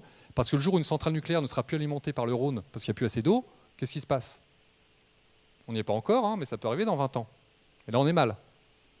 Cet été, c'est le cas. Ouais, bah voilà. Le jour où il n'y a plus d'eau, il n'y a plus d'eau. Donc on arrête le réacteur. On n'a plus d'énergie. Nous sommes dans un système non résilient, trop pyramidal, trop centralisé. Ces bâtisseurs, ils nous disent qu'il faut changer nos modes de production d'énergie. Ça a déjà commencé, je passe. Et ce qui est intéressant, c'est qu'il y a des associations de consommateurs comme Enercop qui prennent le lead. Enercop, c'est 75 000 clients en France. J'en fais partie, on ne finance que des éoliennes, des barrages, des photovoltaïques, etc. C'est le début de quelque chose. Ces bâtisseurs, ils réinventent le rôle des monnaies dans notre société. Tout le monde est convaincu que seules les banques peuvent créer de la monnaie. Maintenant, n'importe quelle association peut créer une monnaie, ce qu'on appelle une monnaie complémentaire locale. C'est un outil pédagogique, mais le jour où le dollar et l'euro flambent ou disparaissent, bah, la vie continue. Hein. Au lieu de se payer en euros, on se paiera en copec, on se paiera en, je ne sais pas lequel pourrait être la monnaie de la région, du département, si vous avez un nom. Voilà. Donc on créera des monnaies. Ces bâtisseurs, ils donnent du sens à leur épargne. Ils vont dans ce qu'on appelle l'impact investing. Comme je vous l'ai dit en préambule, votre argent contribue à soutenir le système que nous dénonçons tous. On est tous les premiers à dénoncer l'hyperspéculation internationale. Il faut quand même savoir que 98% des flux financiers quotidiens ne servent à rien, économiquement j'entends. Ils ne servent qu'à des arbitrages spéculatifs. 98% des flux financiers par jour, c'est hallucinant. Eh bien, si on leur coupe les robinets à ces circuits spéculatifs et qu'on met l'argent directement dans des fonds socialement responsables, des fonds éthiques, des fonds d'investissement locaux, des fonds verts, enfin il y a toute une gamme de produits qui ne sont pas parfaits, hein, une fois encore, il n'y a pas de perfection, mais ça change l'histoire. Donc il ne faut pas se priver d'aller vers l'impact investing, et c'est en train de se faire tout doucement, pas assez vite à mon goût, mais ça avance. Ces bâtisseurs, ils ont compris que vivre plus pauvre financièrement et matériellement, ce n'était pas un drame. Pourquoi? Parce que la révolution technologique nous a donné les outils pour mutualiser et partager ce qui n'a pas de sens, être détenu en propre. Il y a encore 20 ans, quand vous n'aviez pas de tondeuse, c'était très embêtant. Quand vous n'aviez pas de voiture, c'était très embêtant. Quand vous n'aviez pas de perceuse, c'était très embêtant. Il fallait connaître un voisin ou un parent pour avoir l'objet. Donc si vous n'entendez pas avec vos voisins, vous étiez tout seul. Aujourd'hui, quoi qu'il se passe, tous ces objets dénués de sens, parce que franchement, personne ne nettoie sa tondeuse le matin ou astique sa perceuse, c'est juste des objets d'usage. On cherche l'usage. Tous ces objets, on n'est plus obligé de les posséder tous. Quelques personnes les posséderont et tous les autres les loueront ponctuellement, 1 heure, 2 heures. La vie d'usage d'une perceuse, vous savez que c'est 12 minutes en moyenne. Par contre, le bilan environnemental d'une perceuse, il est bien plus important. Et donc, on va mutualiser ce qui n'a pas de sens, être détenu en propre, et nous rentrons déjà progressivement, ça a déjà commencé, regardez autour de vous, d'une société d'usage plutôt que le bien. Quand j'achète une tondeuse, ce n'est pas la tondeuse qui m'intéresse, c'est la tonte. Quand j'achète une perceuse, c'est le trou qui m'intéresse. Je veux faire des trous. Quand j'achète un rabot, c'est pour poncer. Eh bien, aujourd'hui, les gens louent du temps de perçage, du temps d'usage d'un objet quelconque. Pourquoi? Parce qu'il y a un intérêt écologique, on gâche moins. Il y a un intérêt financier, on dépense moins. Il y a un intérêt social, on rencontre quelqu'un, quand il faut aller chercher la perceuse, lui rendre, ça peut être sympathique. Et puis, on a la révolution technologique qui nous permet de le faire, les plateformes, les réseaux sociaux. Une fois encore, Internet est le catalyseur de la transformation de notre monde. Et on n'en est qu'au début. Et derrière, l'usage, la société d'usage et de location, ça peut aller beaucoup plus loin qu'on ne le pense, puisque commencent à arriver les premières entreprises qui proposent de louer des vêtements textiles. Pourquoi louer du textile? Parce que le textile, c'est un des secteurs les plus polluants au monde. C'est catastrophique, la pollution due à nos vêtements. Et donc, si on veut que le textile soit moins polluant, il faut arrêter de le vendre et qu'il finisse dans un recyclage à 30 ou 40%, et que le reste finisse en incinération ou à traîner.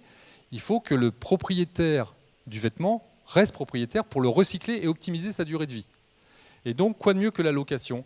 Et vous avez ce site, par exemple, Tell Me, aux Pays-Bas, qui permet à des femmes enceintes et à des jeunes enfants d'avoir toute une garde-robe. Avec un abonnement mensuel, vous recevez un vêtement. S'il est abîmé, il est recousu, il y a une petite assurance.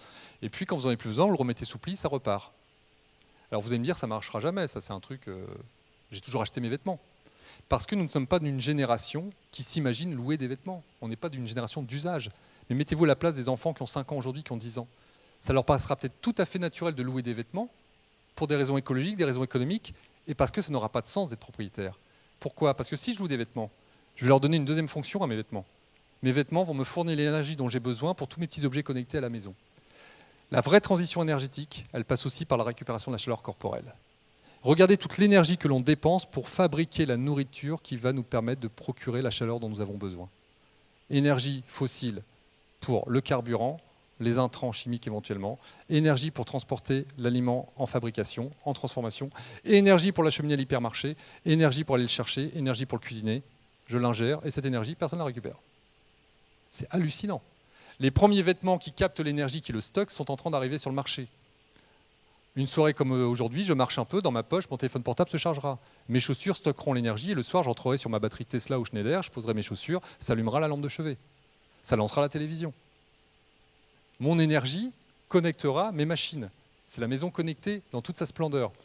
Et ça va arriver dans quelques années. La problématique, c'est que ces vêtements sont beaucoup trop chers à la vente. Donc si on ne peut pas les vendre, on va les louer. Et les locataires seront volontiers partants si la location du vêtement leur permettra de ne plus payer la même facture d'électricité. On est dans la complexité. Mon vêtement, ce sera de l'énergie. Et ça sera d'autant plus intéressant qu'on a de plus en plus de gadgets connectés dont l'utilité est encore à démontrer, mais bref, c'est le sens de l'histoire pour l'instant. Et il faudra d'autant plus renouveler cette source d'énergie qu'aujourd'hui, le net, le numérique, est une vraie révolution, mais c'est un drame pour l'environnement. Le cloud computing, le stockage des données sur le nuage, c'est le 7e continent le plus polluant au monde aujourd'hui. Et ça va progresser de 20% par an. Donc autant vous dire qu'on n'a pas résolu le problème. Il faut passer à un Internet propre rapidement. Et nous sommes en train de passer, donc grosso modo, d'une société d'hyperconsommation aveugle à une société post-consommation, post-matérialiste, où on consomme moins, mais on consomme mieux, soit de manière choisie, soit de manière subie. Mais le choix devient de plus en plus prégnant. Mais ça veut dire aussi, et là ça va gratter un petit peu, que si on a moins besoin d'être propriétaire de tout et n'importe quoi, on a moins de besoins financiers, donc on a moins besoin de travailler. Et ça tombe bien, parce que la robotisation IA devrait supprimer une grande quantité des emplois un peu partout dans le monde. On va vers une société où le travail ne sera plus discriminant dans la vie d'un humain en 2040, en 2050. Et ça a déjà été le cas dans d'autres civilisations, et c'est encore le cas dans certaines civilisations qu'on appelle natives, primaires, où les gens ne travaillent pas, ils s'alimentent, ils parlent, ils créent des arcs, ils discutent, ils construisent, mais le travail n'existe pas comme notion. Alors ça vous paraît compliqué de se dire le travail va disparaître. En fait, le travail ne va pas disparaître. Mais moi, je prends le pari qu'en 2040, 4-5 heures par jour, je contribuerai à ce qu'on appelle aujourd'hui une entreprise. On va voir après ce que ça peut donner. Et puis l'après-midi, je ferai autre chose. Un peu de potager, un peu d'entraide, des arts, de la musique. Voilà la journée d'un homme en 2040, d'un homme ou d'une femme. Mais prendre sa voiture le matin, être dans des bouchons, en périphérie des centres-villes, polluer, arriver fatigué, de mauvaise humeur, attendre ses 5 semaines de vacances. Nos enfants vont nous regarder et vont se dire « mais ça va pas. Mais qu'est-ce qui vous a pris de faire ça? Vous étiez complètement fou. » Non seulement c'était mortifère, ça détruisait tout, mais en plus ça vous a pas rendu heureux. Mais qu'est-ce qui vous a pris? Je sais que ça paraît difficile à envisager, mais si vous tirez la pelote, moins de ressources naturelles, moins de capacité de production, moins de capacité de fabrication, moins de nécessité de travailler. La frugalité, c'est moins de travail, inévitablement, puisqu'on n'aura plus les moyens de fabriquer des objets obsolètes en quantité infinie. Donc ça change complètement le paradigme. Alors l'entreprise dans tout ça, comment elle va évoluer? Eh bien, si vous avez suivi le déroulement, c'est que petit à petit, on passe d'une entreprise classique qui ne se pose pas forcément des questions sur ses externalités, sur ses conséquences environnementales et humaines, ça a beaucoup changé ces dernières années bien sûr, mais on est encore loin du compte, à une entreprise qui de plus en plus va devenir contributive, qui aura une mission. Et la loi Pacte d'ailleurs, qui est en train d'être votée, si je ne m'abuse, va rendre ce statut d'entreprise à mission comme étant un statut à part entière. Et ça veut dire que l'entreprise de demain, pour moi, et je vais vous montrer des exemples d'aujourd'hui qui sont déjà dans le monde de demain, elle doit renouer avec la notion de bénéfice. On est tous d'accord, ce qui compte dans une entreprise, c'est de dégager des bénéfices. Mais moi, je vais vous parler de bénéfices au sens latin du terme. Beneficio, qui fait du bien. Une entreprise doit faire du bien, des biens. La mission d'une entreprise, c'est de répondre aux enjeux pour faire du bien à l'humanité. Ça peut être un enjeu social, ça peut être un enjeu environnemental, ça peut être un service utile, mais tout ce qui est inutile ou qui ne sera pas bénéfique à l'humanité sortira du radar des consommateurs. Il n'y aura plus la place pour des gens qui ont des structures qui n'apportent aucun bien-être, aucune réponse aux défis majeurs que l'humanité doit relever. On va faire des bénéfices au pluriel. Alors qu'est-ce que ça donne concrètement une entreprise bénéficiaire au sens 2030-2040 ? Eh bien, il y en a une que je connais très bien, c'est un ami qui a créé cette entreprise, c'est Veja, les chaussures Veja, que vous connaissez peut-être. Veja, c'est parti d'une indignation, il y a 13 ans. En Asie, il a vu les ateliers de misère, il était dans une banque, il ne connaissait pas du tout le textile. Il est rentré, il a dit, c'est pas possible ça. Il faut qu'on invente autre chose dans la mode, c'est pas possible que des femmes souffrent autant. Donc, on va créer une marque de chaussures. Je ne sais pas le faire, on va se débrouiller. Il part au Brésil avec un ami, parce qu'au Brésil, il y a du caoutchouc, il y a du cuir, il y a du coton, et il y a des gens qui savent coudre. Et il crée Veja. Veja, c'est quoi? C'est des chaussures que vous achetez à 100, 120 euros la paire, 80 pour certaines. Le caoutchouc naturel, il n'y a pas de cuir traité chimiquement, du coton le moins polluant possible avec des gens payés correctement sur toute la chaîne de production. Et vous sortez une chaussure à 100 euros en France, dans 55 pays aujourd'hui dans le monde, ils sont dans 55 pays sans aucun budget publicitaire. Tout l'investissement de Veja, c'est de l'humain et de la matière première respectueuse de l'environnement. La com, zéro. Pas 1 euro dépensé dans une affiche ou un message publicitaire. Le pari, c'était de se faire connaître par leurs valeurs et le bouche à oreille. Et comme le dit Sébastien Kopp, le patron de Veja, aujourd'hui, il a une capacité de développement mondial. Ce Veja est porté par des stars, etc. C'est très, très branché dans les Veja. Eh bien, lui, il refuse de se développer. Pourquoi? Parce que les seules conditions de production éthiques et socialement et environnementalement soutenables sont au Brésil. Ailleurs, il n'a pas trouvé les conditions. Les VA industriels, ça ne l'intéresse pas en Asie. Donc il ne fera jamais un Veja asiatique pour l'instant. Donc il renonce à la croissance parce que ça ne serait renier ses valeurs. Sa mission, c'est de faire un textile propre avec des chaussures qui lui plaisent à un prix raisonnable. Et si il doit renier ses valeurs, il dénonce le contrat, il refuse le développement. Autre exemple, pas très loin d'ici, enfin pas très loin, à quelques 300 km à peu près, à Nancy. Dao. David Dao, c'est un jeune garçon que j'ai rencontré il y a 6 mois. Il a décidé de lancer les premiers jeans en lin, parce que le lin c'est français, ça consomme très peu d'eau.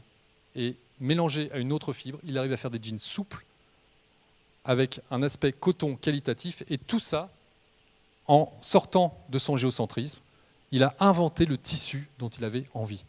Et Dao, il est en train de créer une petite filière française, c'est tout petit Dao, hein, c'est 6 salariés pour l'instant. Il est en train de créer une petite filière française du lin pour faire des jeans, des vestes et des t-shirts. Et aujourd'hui, Hermès vient le voir, les industries du luxe viennent voir ce qu'il fait, parce qu'ils sont sur les fesses de voir qu'il a réussi à faire du lin qui ne gratte pas, qui ne soit pas rêche. Et ça, c'est la détermination d'un jeune garçon de 22 ans. Autre exemple, un peu plus bas, près de Valence, 1083, que vous connaissez peut-être, sûrement plus. 1083 km entre Rospordin et Marseille, c'est la distance dans laquelle toutes les matières premières doivent provenir. Donc 1083, Thomas Oriez, il a créé un écosystème de PME françaises, des tisserands, des gens qui font de la filature, des gens qui font les boutons en métal, et lui, à Romans-sur-Isère, il ne fait qu'assembler les pièces, et il fabrique des jeans à 90 €. Coton, jean, teint, tissé, confectionné en France en coton bio pour 90 €, ce qui est moins cher qu'un Levi's, un 500, etc. Comment il fait? Il remet en cause son géocentrisme. Le textile, la facilité, c'est de faire fabriquer au Bangladesh, en Éthiopie, d'affréter des conteneurs, d'inonder le marché français, de croiser les doigts pour que ça se vende. Ça, c'est la facilité. Et tout le monde vous dit que c'est comme ça que ça marche aujourd'hui le textile. Lui, il vous dit, non, non, moi, il y a un village où j'habitais qui s'appelle Romans-sur-Isère, tout le monde est sur le carreau. J'ai 30 ans, je veux créer de l'emploi dans mon village. Il y a des tisserands, il y a des gens qui savent faire, qui savent coudre, on va faire quelque chose autour de ça. Je vais réfléchir. Et il réfléchit, il trouve une solution. Il crée ses jeans et aujourd'hui, c'est une 60aine de personnes. Comment il fait pour trouver le modèle économique rentable? Eh bien, il pense en dehors de son géocentrisme. Il a besoin de trésorerie. Quand vous achetez un 1083, vous l'achetez sur Internet en prenant vos mesures, ou vous êtes dans une boutique à Lyon ou à Nantes, il y a quelques boutiques modétiques. Vous reposez le patron, vous payez cash et vous attendez qu'on vous fabrique vos jeans. Et il vous l'envoie 1 mois après, 2 mois après, quand il a eu le temps de le fabriquer. C'est complètement à l'encontre de l'immédiateté et de la société d'hyperconsommation. Mais pourquoi ça cartonne 1083? Parce que quand vous achetez un jean 1083, ce n'est pas un pantalon qu'on achète. C'est un écosystème de valeurs, c'est une éthique, c'est un soutien à l'industrie locale, c'est un soutien à l'environnement, ça fait plaisir. Et quand vous recevez le jean, c'est Noël, vous êtes super content. Ça change tout. On n'est plus dans la consommation jetable aveugle. Et c'est pour ça que ça fonctionne. Mais il fallait remettre en cause toute la chaîne logistique et de production. Donc ça demande un effort de remise en question de ce qui est facile et acquis. Autre exemple pour montrer que les choses bougent, cette jeune fille, elle sort d'une grande école d'ingénieurs, les mines télécom à Lille. Et qu'est-ce qu'elle décide de faire? Elle décide de mettre sa capacité d'innovation au service de la dépollution, de lutter contre les mégots. Donc elle crée des bornes, on appelle ça du gaming, des bornes où vous mettez votre mégot et votre téléphone mobile et se créditez de points. Et après, avec les points, vous avez des cadeaux. Son idée, c'est de participer, de contribuer à la dépollution des mégots en France et ailleurs, parce que le mégot, un mégot jeté par terre, c'est 500 litres d'eau qui sont souillés. Donc si vous fumez, ne jetez pas vos mégots par terre, s'il vous plaît. 500 litres d'eau par mégot. Donc il faut lutter contre les mégots. Et derrière, il y a un industriel français qui a récupéré ces mégots et qui a développé des panneaux isolants avec des mégots agglomérés. Alors, je ne sais pas comment il a fait, mais c'est du papier le mégot. Donc il utilise la matière première, il la retraite et il fabrique un matériau avec. Donc ça développe une filière. Autre exemple, on est dans l'aspect social. Guillaume Capel, c'est un jeune garçon que j'ai rencontré il y a 1 an et demi. Et Guillaume, il m'a complètement scotché parce qu'il avait 24 ans quand il a créé Singa. Singa, c'est quoi? C'est que face aux vagues de réfugiés qui arrivaient en Europe depuis quelques années, lui s'est dit comment je peux valoriser cette matière grise qui arrive. C'est des gens qui ont un savoir-faire. Ils viennent d'un pays, ils avaient un métier, ils savent faire des choses. Et puis ils ont de la volonté, parce que ce qu'ils ont fait là, ils n'ont pas peur de se planter économiquement. Quand on va traverser la Méditerranée sur un canot, on peut tout faire derrière. On est capable d'entreprendre. Eh bien lui, il a créé un réseau de mise en relation d'entrepreneurs, de particuliers, qui rentrent en contact avec ces migrants et qui créent ensemble une entreprise. Il devient start-upper, incubateur. Ces 2 dernières années, leur incubateur Singa a créé 130 entreprises en France. Aujourd'hui, il a 30 ans, c'est juste la volonté d'un homme. Et aujourd'hui, il y a 10 000 personnes dans le monde qui travaillent pour Singa. C'est un réseau. Mais c'était une idée d'une personne au départ. Autre exemple qui me donne de l'optimisme, c'est que quand un industriel se pose des questions éthiques et se sent investi d'une mission, ça donne des innovations radicales extrêmement intéressantes. Hubert de Boisredon, c'est un monsieur qui est à Nantes, qui a une entreprise qui s'appelle Armor, leader mondial des cartouches tonnerres d'imprimantes laser. Son savoir-faire, c'est l'impression, la chimie et l'impression. Et Hubert de Boisredon, je le connais bien, c'est un monsieur qui est effaré par ce qui est en train de se passer écologiquement. Donc il s'est dit, il y a quelques années, il faut que je trouve une solution pour apporter ma contribution au dérèglement climatique. Et ses équipes ont fini par produire le film solaire fin ASCA, qui fait 1 mm d'épaisseur, souple, qu'on peut coller sur une toiture, sur un sac à main, sur un vêtement, partout, qui est un film solaire, comme vous voyez, qui est éco-responsable, sur mesure, un procédé bas carbone, aucun composant rare ou toxique, semi-transparent, conçu, fabriqué en France. Innovation radicalement nouvelle, parce qu'il avait l'envie, la mission de trouver quelque chose de nouveau qui sera alternatif aux panneaux en silicium. Ces 2 jeunes filles, dans le monde du bâtiment, elles ont utilisé les réseaux sociaux en se disant on a une contrainte, c'est trop de déchets dans le bâtiment. On a beau trier, recycler, il reste quand même pas mal de déchets sur les chantiers. Qu'est-ce qu'elles ont fait? Elles ont créé Bâti-Phoenix, une marketplace, une place de marché donc électronique, où on peut racheter des chutes de placo, des rails, des bouts de bois, des tasseaux, d'artisan à artisan en se mettant en relation. C'est le bon coin du BTP. Il fallait juste y penser. On met les gens en relation, on réduit les déchets de 40 ou 50%. Tout ce qui ne sert plus à l'un peut servir à l'autre. Une forme de symbiose économique qu'on peut faire dans différents métiers. La contrainte réglementaire, elle aussi, elle est importante. Et je vous montre ça pourquoi. Si on voit encore des bananes emballées dans un plastique comme ça, enfin, en 2018, moi je trouve ça complètement aberrant. Je ne sais pas si ça vous choque, mais une banane emballée dans un plastique, c'est complètement hallucinant en termes de pollution et de déchets. Et ce monsieur qui fabriquait les cotons-tiges, pendant des années, on lui a dit tu ne peux pas fabriquer des cotons-tiges avec une paille en plastique, c'est très polluant, on les retrouve dans l'océan, dans les tortues, dans l'œil, etc. C'est dégueulasse ton truc. Et qu'est-ce qu'il répondait? Ah non, mais il n'y a pas d'autre solution. Ce n'est pas possible de faire autrement. Je vous l'affirme, je connais mon métier, madame. Ça fait 40 ans que je fais ce métier. Ce n'est pas possible. Arrive une réglementation française en 2016 qui interdit le petit bâtonnet plastique pour faire de coton-tige. Et bien aujourd'hui, vous avez le coton en papier, juste à côté, qui marche très bien, et qui est très performant, et qui économiquement s'en sort pas mal du tout. Tout ce qui nous paraît impossible doit être mis sur la table. Remise en cause des géocentrismes. Par la réglementation ou par l'intention. Mais il faut le remettre sur la table. Rien n'est impossible.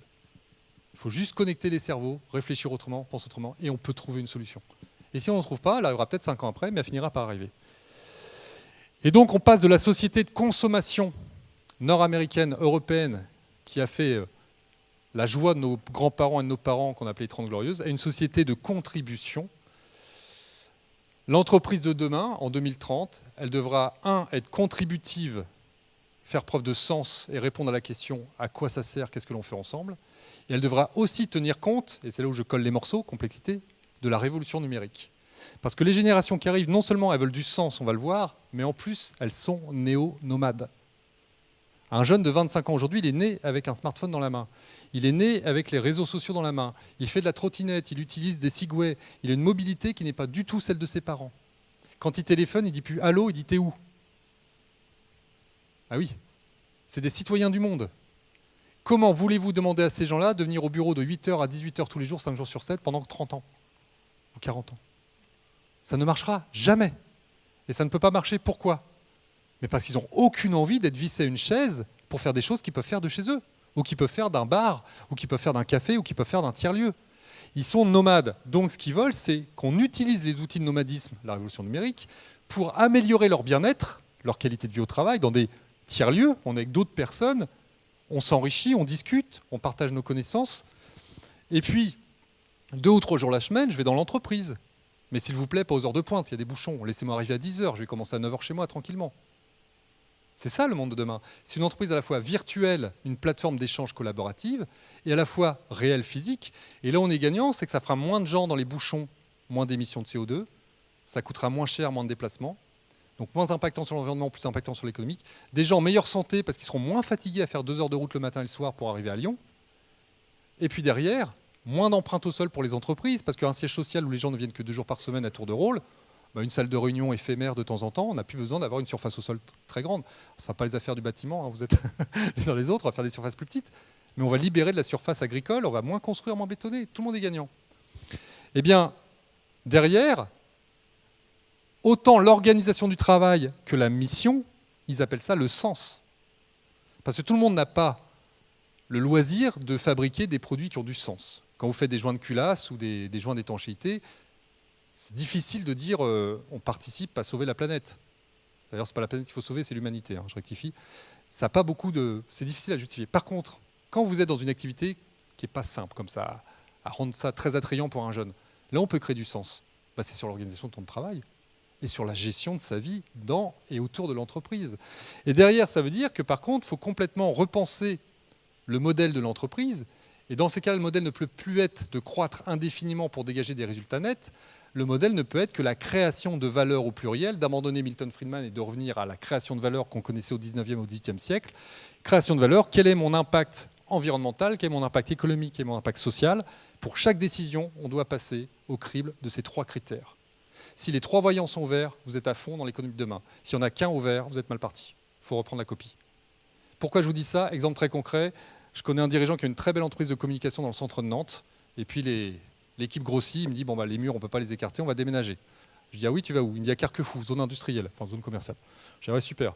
Après le centre-ville de Nantes, le tramway, les petits cafés, les petits bistrots, tu les emmènes dans une zone avec des bâtiments blancs, des cubes avec un restaurant d'entreprise au milieu et une salle de sport. Il dit ouais, c'est ça. Je dis t'as demandé à tes collaborateurs s'ils étaient prêts à s'expatrier en dehors du centre-ville, dans des conditions de travail qui ne sont pas les mêmes? Il dit bah non, mais on n'a pas le choix. Je dis ok, tu as détruit de la valeur. Parce que ça, il n'en a pas tenu compte. Bâtiment HQE, super, ou économie positive, énergie positive, performance économique qui était gagnant. Par contre, il n'a pas tenu compte du social. Ça n'a pas loupé. Au bout de 6 mois, les meilleurs avaient démissionné. Et ceux qui habitaient à 30 km, parce que maintenant, il fallait qu'ils fassent le tour de la ville, mais ils ont démissionné. Il détruit de la valeur là où il croyait en créer. Parce qu'il n'avait pas tenu compte du critère bien-être de ses collaborateurs. Il leur aurait posé la question, qu'est-ce qui se serait passé? Ils auraient dit, ah non, on ne veut pas quitter le centre-ville. Ok, on discute. On n'a pas le choix. Alors comment on fait? Qui est prêt à me suivre à Carquefou? 60% levez la main. Les 40%, vous ne voulez pas. Qu'est-ce qu'on fait? Vous démissionnez ou quoi? Et si je vous propose un mi-temps, un quart de temps, physique, mais un plein temps payé, vous travaillerez de chez vous, ça vous va ou ça ne vous va pas? Et voilà. Et c'était réglé. Mais pour arriver à ce type de situation, encore faut-il être capable d'abandonner le lâcher-prise, on va le voir en termes de management, et puis d'être capable de comprendre qu'il faut aller vers une contribution. Il faut que l'entreprise contribue au bien-être de ses collaborateurs et contribue à la réparation environnementale. Et tout ça avec un carburant qu'on appelle la rentabilité. Et derrière, la question que vont nous poser nos plus jeunes, qui sont dans la salle, et plus ça va aller, plus ils vont nous poser cette question-là, ils vont nous dire « tu fais quoi dans la vie ?» C'est une question difficile, hein. La réponse est difficile, tu fais quoi dans la vie? Si je vous pose la question, vous savez ce que vous allez répondre? Alors il y en a qui vont sortir leur carte de visite, je dis non, c'est pas ça le problème. C'est pas ton poste, tu fais quoi? Il y a 4 grands défis, environnementaux, sociétaux, politiques, géopolitiques. Il y a le défi climatique, tu fais quoi? Ben voilà, contribution. Je contribue à quoi? Alors si on ne contribue pas au climat, on peut peut-être contribuer au bien-être, c'est déjà pas mal. C'est la question majeure qu'il va falloir se poser. L'entreprise de demain sera contributive, on demandera ce que vous faites, à quoi vous contribuez. Et derrière, ça veut dire que l'entreprise Le monde de l'économie de demain, c'est un monde calqué sur la nature. Pourquoi ? Parce qu'en fait, le système le plus résilient qu'on ait trouvé, identifié depuis des centaines d'années, c'est la nature. La nature est résiliente. Une tempête, ça arrache des arbres, ça repousse direct derrière. Ça repousse toujours. Et un écosystème, c'est quoi la règle ? C'est que dans un écosystème, chacun contribue à l'écosystème, contribue à quelque chose qui le dépasse, parce que c'est son intérêt de contribuer au tout. Appliqué aux collaborateurs, c'est leur intérêt de contribuer à un ensemble qui les dépasse. Et s'ils y trouvent un intérêt personnel à jouer collectif, on a gagné. Si on crée du collectif qu'on le décrète, ça ne marche pas. Si on pense que les gens sont que individualistes, ça ne marche pas non plus. La clé, c'est de recréer ces écosystèmes. Et un écosystème, c'est quoi ? C'est l'inverse d'une pensée en silo. C'est un organisme, un écosystème où chacun est autonome au quotidien, mais interdépendant du tout. Et donc la communication, elle doit être fluide, pas cloisonnée du tout. Penser en silo, on l'abandonne. On passe à un réseau, à des nœuds. Et des nœuds, c'est quoi ? C'est des nœuds qui sont connectés les uns aux autres sans passer toujours par le haut de la pyramide, qui sont capables de se parler entre eux. Et ça, c'est les nouveaux logiciels d'organisation, Sax et autres, qu'on peut utiliser. Et dans un écosystème, finalement, eh bien, le rapport de force disparaît au profit du rapport de flux. Qu'est-ce qui fait ? Qui est le plus fort dans la forêt ? Vous savez qui est le plus fort ? Il n'y a pas de plus fort. Tous les arbres sont aussi forts les uns que les autres parce qu'ils sont tous interdépendants les uns des autres. Et l'arbre dépend de l'humus, dépend des insectes, dépend de l'ensemble du système. Et donc ça veut dire que dans un écosystème et donc dans l'entreprise de demain, moi je suis convaincu que les plumes du chef elles vont changer. Nous sommes dans un système pyramidal où tout le monde veut porter la coiffe du chef. Comme on ne peut pas lutter contre la testostérone et qu'il y aura toujours des jeunes mâles dominants qui voudront prendre la coiffe du chef, ça c'est naturel, et ça fait partie de la reproduction de l'espèce, la testostérone, il faut changer les flux, il faut changer la coiffe, il faut changer les plumes. Et donc la conclusion à laquelle j'en suis arrivé, c'est que on ne peut pas lutter contre les guerres de pouvoir, par contre on peut changer les attributs du pouvoir. Et si demain, les attributs du pouvoir, c'est l'empathie, l'écoute, l'humilité, la bienveillance, l'amour, je pourrais faire une liste à l'après-Vert, mais on a changé la société humaine. Ce sont des entreprises où on a des dirigeants qui sont dans le total lâcher-prise, dans la totale présomption de confiance, parce que pourquoi on embaucherait quelqu'un à qui on ne ferait plus confiance 10 minutes après ? Il n'a pas dit que des bêtises, ce monsieur. Et c'est vrai, il disait, nous embauchons des gens intelligents afin qu'ils puissent nous dire ce qu'il faut faire. On n'est pas là pour les fliquer, on est là pour qu'ils nous apprennent. Mais c'est un écosystème et ça leur a plutôt réussi. Et ce qui fait l'entreprise, Joël de René dit toujours, l'entreprise de demain est une plateforme d'intelligence collaborative, ce n'est pas forcément un lieu physique, c'est des cerveaux connectés. Moi j'ajoute à cela, l'entreprise de demain, ce ne sont pas les valeurs, les murs qui font une entreprise, ce sont les valeurs. Ce n'est pas parce qu'on met des gens dans un bureau avec 4 murs autour qu'on a créé une entreprise. Malheureusement, ce serait trop simple. Ce qui fait le liant, c'est le sang qu'on inculque, c'est l'énergie qu'on y met, et ça, c'est les valeurs qu'on partage ensemble. Et dès lors que les valeurs sont partagées, vous pouvez avoir des gens qui travaillent à 200 km, d'autres à 30 km, d'autres à 5 km, d'autres sur place. Ça serait une entreprise, parce qu'ils ont un projet commun et parce qu'ils contribuent à un écosystème qui leur profite. Et donc, quelque part, l'écosystème de demain, l'entreprise de demain, c'est un management polycellulaire, moi j'appelle ça polycellulaire. Pourquoi ? Parce que c'est le fonctionnement de la nature. Dans la nature, vous avez des cellules qui sont toutes autonomes et interdépendantes. Toutes les cellules de votre corps, elles font le job. Elles ne sont pas pilotées par le cerveau. La peau se répare sans que le cerveau lui dise de se réparer. Il y a une prise de décision locale. Et dans le corps humain, regardez ce qui se passe. Chaque organe vital est autonome dans son fonctionnement, mais sans les autres organes, il n'existe pas, il se dessèche. Tout est autonome, interdépendance. Autonomie, interdépendance. Et qu'est-ce qui fait que le corps humain, le résultat transcende la somme des parties, la vie ? Au milieu, il y a un liant, c'est le flux, système nerveux, le sang, qui irrigue ce système et qui les rend tous autonomes, interdépendants, qui permet aux uns aux autres de communiquer. Mais il n'y a pas que le cerveau qui compte dans le corps, c'est l'ensemble qui compte, c'est indissociable. Eh bien, appliquer ça aux organisations, c'est la réconciliation du je et du nous. Ça m'agace qu'on me dise que les gens sont individualistes, ils ont perdu l'esprit collectif, c'est totalement faux. Les gens qui sont collectifs, c'est parce qu'ils trouvent un intérêt individuel à jouer collectif. Si on oppose le je et le nous, on est sûr de se planter. Si on comprend qu'un nous, c'est une somme de jeux satisfaits qui ont envie de jouer collectif dans leur intérêt individuel, vous avez une équipe de France qui gagne. Ah oui. Des individualités mises côte à côte, prendre les meilleurs joueurs, s'ils ne veulent pas former un nous, ça ne marchera jamais. Donc c'est comment on crée ce sentiment d'appartenance. Alors vous l'aurez compris, je vais conclure, parce qu'il est déjà 21h, je vais prendre encore 5 minutes pour faire une conclusion philosophique et économique. On a la chance de vivre une période exceptionnelle dans l'histoire de l'humanité. Je me permets ce jeu de mots, une renaissance SENS, le pourquoi va devenir discriminant, la contribution va devenir discriminante, et les plus jeunes vont nous dire qu'est-ce que vous avez fait en 2018 et qu'est-ce que vous faites en 2040. Ils vont nous demander des comptes, et savoir surtout pourquoi on est là. Et la précédente renaissance, ça a été l'abandon du géocentrisme. Donc on a compris que la Terre n'était pas le centre de l'univers, comme Aristote l'avait écrit 2000 ans avant nous. Eh bien je pense que le prochain géocentrisme, c'est de faire sauter le deuxième verrou. Parce que de la pensée aristotélicienne, naît une notion qu'on appelle l'anthropocentrisme. L'homme est maître et possesseur du vivant, l'homme est le centre du tout. Homo sapiens se croit toujours comme étant le centre de la Terre, alors qu'aucune espèce animale ou végétale n'a besoin d'Homo sapiens pour s'épanouir sur cette planète. Ça, je ne sais pas si vous en êtes rendu compte. Personne n'a besoin de nous. Mais quand je dis personne, c'est personne avec un P majuscule. Il n'y a pas une espèce qui a besoin de vous demain matin pour s'épanouir. Partant de là, si on prend conscience de notre inconscience, si on accepte qu'on n'est pas le centre du monde et que personne n'a besoin de nous, humilité, géocentrisme qui s'effondre, l'être humain doit reprendre sa juste place dans la chaîne de vie. L'urgence à court terme face au dérèglement climatique et les conséquences écologiques, politiques, économiques qu'on a vues, il faut absolument qu'Homo sapiens change de posture intellectuelle. Il faut qu'on arrête de penser qu'on est l'espèce supérieure suprême et que tout le monde nous attend sur cette planète. Ce n'est pas la planète qu'il faut sauver une fois encore, c'est l'humanité qui est en danger. Nous sommes menacés par notre inhumanité. Il faut absolument que nous retournions dans l'écosystème, prendre la place initiale que nous avions. La chaîne de vie, c'est quoi? C'est un écosystème qu'on va appeler la physique quantique, avec ses règles, totalement autonomes. Personne n'a prise sur ces atomes et ces électrons aujourd'hui. Vous leur dites pas ce qu'il faut faire. Aucune prise dessus. Avec des règles qui nous échappent d'ailleurs. Ça constitue des cellules, des organes, qui constituent un être humain. Écosystème, sursystème d'un sous-système, autonome, interdépendance. Lequel système fait partie, et le sous-système d'un sursystème dont il est interdépendant. Et il est autonome dans son fonctionnement. Et lui aussi est autonome dans son fonctionnement. Mais étroite interdépendance, lequel fait partie d'un sursystème qui a ses propres règles et dont nous sommes interdépendants. Tout est autonomie, interdépendance. Et la problématique, c'est qu'Homo sapiens, depuis quelques siècles, a fait sécession, s'est extrait de l'écosystème en pensant dominer le réel, voire conquérir l'infiniment grand, la conquête spatiale, et peut-être un jour dominer l'infiniment petit.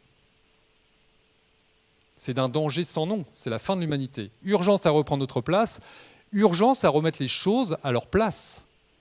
Notre modèle économique, avec cette arrogance de « je maîtrise tout, je domine tout », nous a amené à une situation où nous polluons, nous détruisons le vivant depuis au moins 50 ans, voire depuis plusieurs siècles. Au nom de quoi? Au nom de ce qu'on appelle une croissance économique. Est-ce qu'il est normal de sacrifier des enfants à porter des masques doudou toute la journée pour sortir de l'école parce qu'il faut faire du business? Moi, je vous avoue, quand j'étais à Shanghai, j'ai vu ça, j'ai complètement halluciné. Je dis, mais comment les parents peuvent emmener leurs enfants à l'école avec un masque doudou? Soumission volontaire, là-bas ici. On accepte, on se soumet, on n'a pas le choix. Et comme le disait le philosophe allemand Hans Jonas, dans les années 60, dans Principe responsabilité, il écrit une phrase magnifique. Il dit « La voie prise depuis 2 siècles nous mène vers l'impasse tragique. Et la nature mettra son ultime veto. » Moi, je trouve ça magnifique. Tout est dit. L'ultime veto, l'impasse tragique. Donc il est urgent de sortir de cette impasse, de bifurquer, de prendre la bretelle de droite sur l'autoroute en mettant le clignotant rapidement. Et comment on va faire? On va faire ce qu'on a déjà fait. C'est là où je redeviens optimiste. Je vous rappelle qu'il y a ne serait-ce que 2 siècles, en France, en Europe, ça, c'était le business. C'était le nerf de la guerre économique. Sans exploitation des esclaves, pas d'économie européenne. Ça a commencé par l'Amérique du Sud, et puis après, ce trafic humain qu'on appelle le commerce triangulaire, des millions de personnes déracinées, battues, fouettées, etc., pour produire du coton, du sucre. Voltaire interpellait ses contemporains en disant « Votre sucre est taché de sang », et tout le monde mangeait du sucre. C'est un peu comme aujourd'hui. Aujourd'hui, on ne cesse d'avoir des rapports du GIEC, des scientifiques qui nous disent « Ah là, c'est la cata, arrêtez de tout détruire, il faut qu'on arrête, on ne peut plus continuer comme ça. » Et on continue à manger du Nutella et des côtes de bœuf tous les jours. Je vous provoque un peu, hein, c'est volontaire. C'est pour le débat après. Et je me suis posé la question il y a quelques années en me disant « Mais que se passe-t-il? Pourquoi on ne réagit pas ?» Alors j'ai regardé ce qui s'était passé dans l'histoire de l'esclavage. Ben, c'était la même chose. Les gens ne réagissaient pas parce que c'était le business. Soumission volontaire, acceptation. Et ils vous disaient, mais on ne peut pas faire autrement. Donc on justifiait une ignominie parce qu'on ne pouvait pas faire autrement. Eh bien aujourd'hui, nos enfants, dans 20 ou 30 ans, ils vont nous appeler les maîtres esclavagistes du XXIe siècle. Ils vont dire, vous avez tout saccagé, vous avez rendu la terre invivable, parce que économiquement, ça se justifiait. C'est ça la question qu'ils vont nous poser. Et donc si on veut les regarder droit dans les yeux et leur dire en 2020 j'étais là, je faisais ça, il est temps de changer rapidement nos postures, nos comportements pour leur dire je faisais partie des abolitionnistes. On a commencé à changer de modèle. On a essayé. Et ça va être long, mais on n'a pas le temps. Mais on va y arriver, on a réussi à le faire. Pourquoi on ne le ferait pas ? Il suffit de faire plein de petites choses simples déjà. Abolir ce modèle économique, c'est abolir des choses qui paraissent indispensables. Est-ce que la vie de nos enfants ne vaut pas un pot de Nutella quand même ? Non mais sérieusement, je rencontre des gens qui me disent non mais c'est trop bon le Nutella, on ne peut pas s'arrêter. Attendez, il ne faut pas délirer quand même. Si la forêt de Bornéo et de Sumatra ne vaut pas un pot de Nutella, alors c'est cuit, on peut tous rentrer chez nous ce soir et se pendre, il n'y aura pas de sortie par le haut. Et donc l'urgence au niveau économique, c'est de sortir de cette addiction aux pollutions qui sont mortifères et de passer une économie régénératrice, réparatrice. Et il y a plein d'initiatives à travers le monde où dès lors que l'on fait avec et non plus contre ou sans le vivant, on innove. Avec, c'est transformer le carbone en énergie, c'est récupérer le carbone dans le ciel, en faire un polymère et faire du plastique, c'est rejeter moins, bien sûr. Il y a plein d'innovations possibles. Et les principales innovations, et là je suis très optimiste sur ce champ de connaissances si on l'explore, le principal champ de découverte que l'être humain va pouvoir exploiter dans les prochaines décennies s'il se réconcilie avec la nature, c'est le biomimétisme. Le biomimétisme, ça consiste à quoi ? À observer le vivant avec humilité, avec curiosité, et d'en déduire des applications qui peuvent être humaines. Donc, en finir quelque part avec ce déni de nature où on marche sur la pousse sans savoir ce qui se passe sous nos pieds, où on détruit des choses sans savoir si c'est une utilité végétale ou animale. Et le biomimétisme, quelque part, il n'interviendra que si l'humanité grandit en humanité. Grandir en humanité, c'est contempler la nature avec bienveillance, comprendre que nous ne sommes qu'un élément d'un écosystème, et que nous ne sommes qu'un pion parmi une multitude d'êtres vivants, et que si on veut grandir en humanité, c'est tout le paradoxe, il faut retrouver notre animalité. Les animaux sont connectés à la nature. Ils ne sont pas bons ou mauvais, ils sont connectés à la nature. Nous, nous sommes hors sol. Vercors avait une très belle phrase, il disait « l'homme est un animal dénaturé ». Voilà, nous sommes dénaturés, il faut se renaturer, il faut se reconnecter au vivant. Et si on se reconnecte au vivant, on va enfin comprendre qu'on a sous les pieds, sous les yeux, toutes les solutions aux problèmes humains. Les insectes utilisent 1 watt d'énergie pour faire des centaines de kilomètres. Quasiment pas d'énergie. Efficacité optimale. Poids, légèreté. Et ce qu'on appelle le biomimétisme, je vous donne 2-3 pistes, parce qu'on pourrait y passer la journée. Un exemple, les ampoules de demain seront peut-être des ampoules à base de phytoplancton.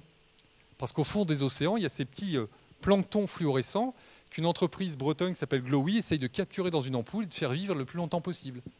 Peut-être que dans 10 ans, on aura des ampoules au plafond, il y aura des algues dedans, et puis en fin de vie, on cassera l'ampoule, on la remettra dans la mer. Aucun métal toxique. Autre exemple, les matériaux. Dans le bâtiment, il nous faut des matériaux solides, et aujourd'hui, en sidérurgie, en métallurgie, il nous faut beaucoup d'énergie pour fabriquer un élément métallique, fonte, etc., acier. Eh bien, au fond des océans, il y a des matériaux extrêmement solides, les coquillages, les céramiques de coquillages. Celles fabriquées par le Bernic, ce petit chapeau pointu, est bourré d'oxyde de fer. C'est le matériau le plus solide que l'être humain n'a jamais recensé sur Terre. Et là se pose une question. Comment, à 10 degrés au fond de l'eau, avec un peu de plancton, un peu de sable et un peu de lumière, le coquillage fabrique le matériau le plus solide au monde ? C'est la chimie froide. Le jour où on perce le secret de la chimie froide, on fait des carlingues de voitures en coquillage, des Airbus en coquillage, et en fin de vie, ça redevient du sable.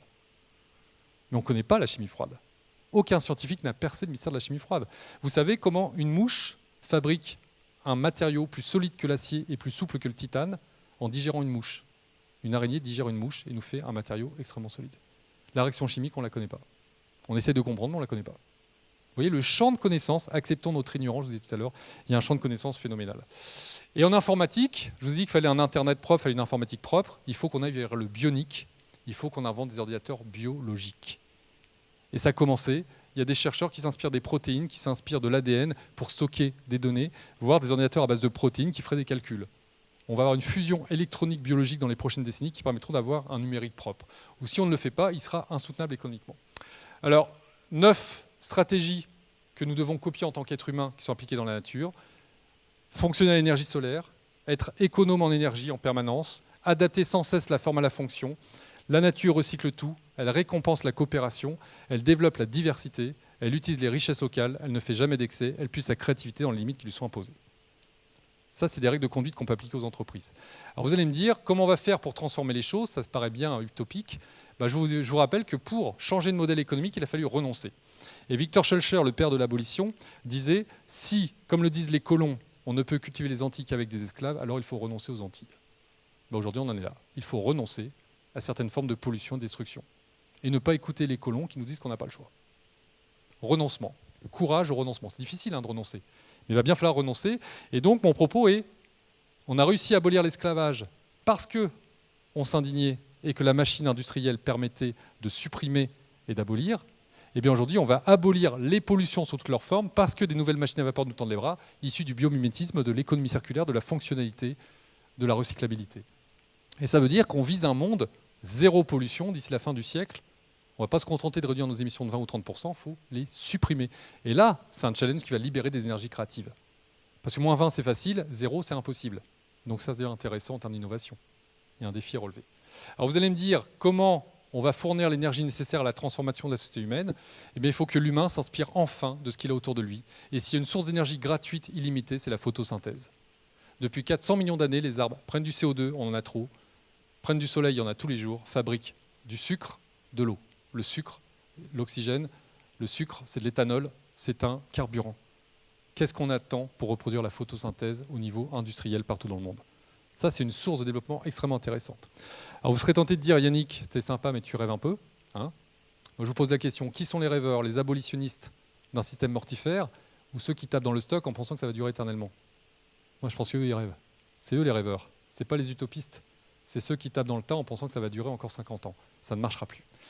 Et pour changer les choses, il faut que chacun de nous change sa posture intellectuelle. Alors, une transformation du corps, on appelle ça une métamorphose.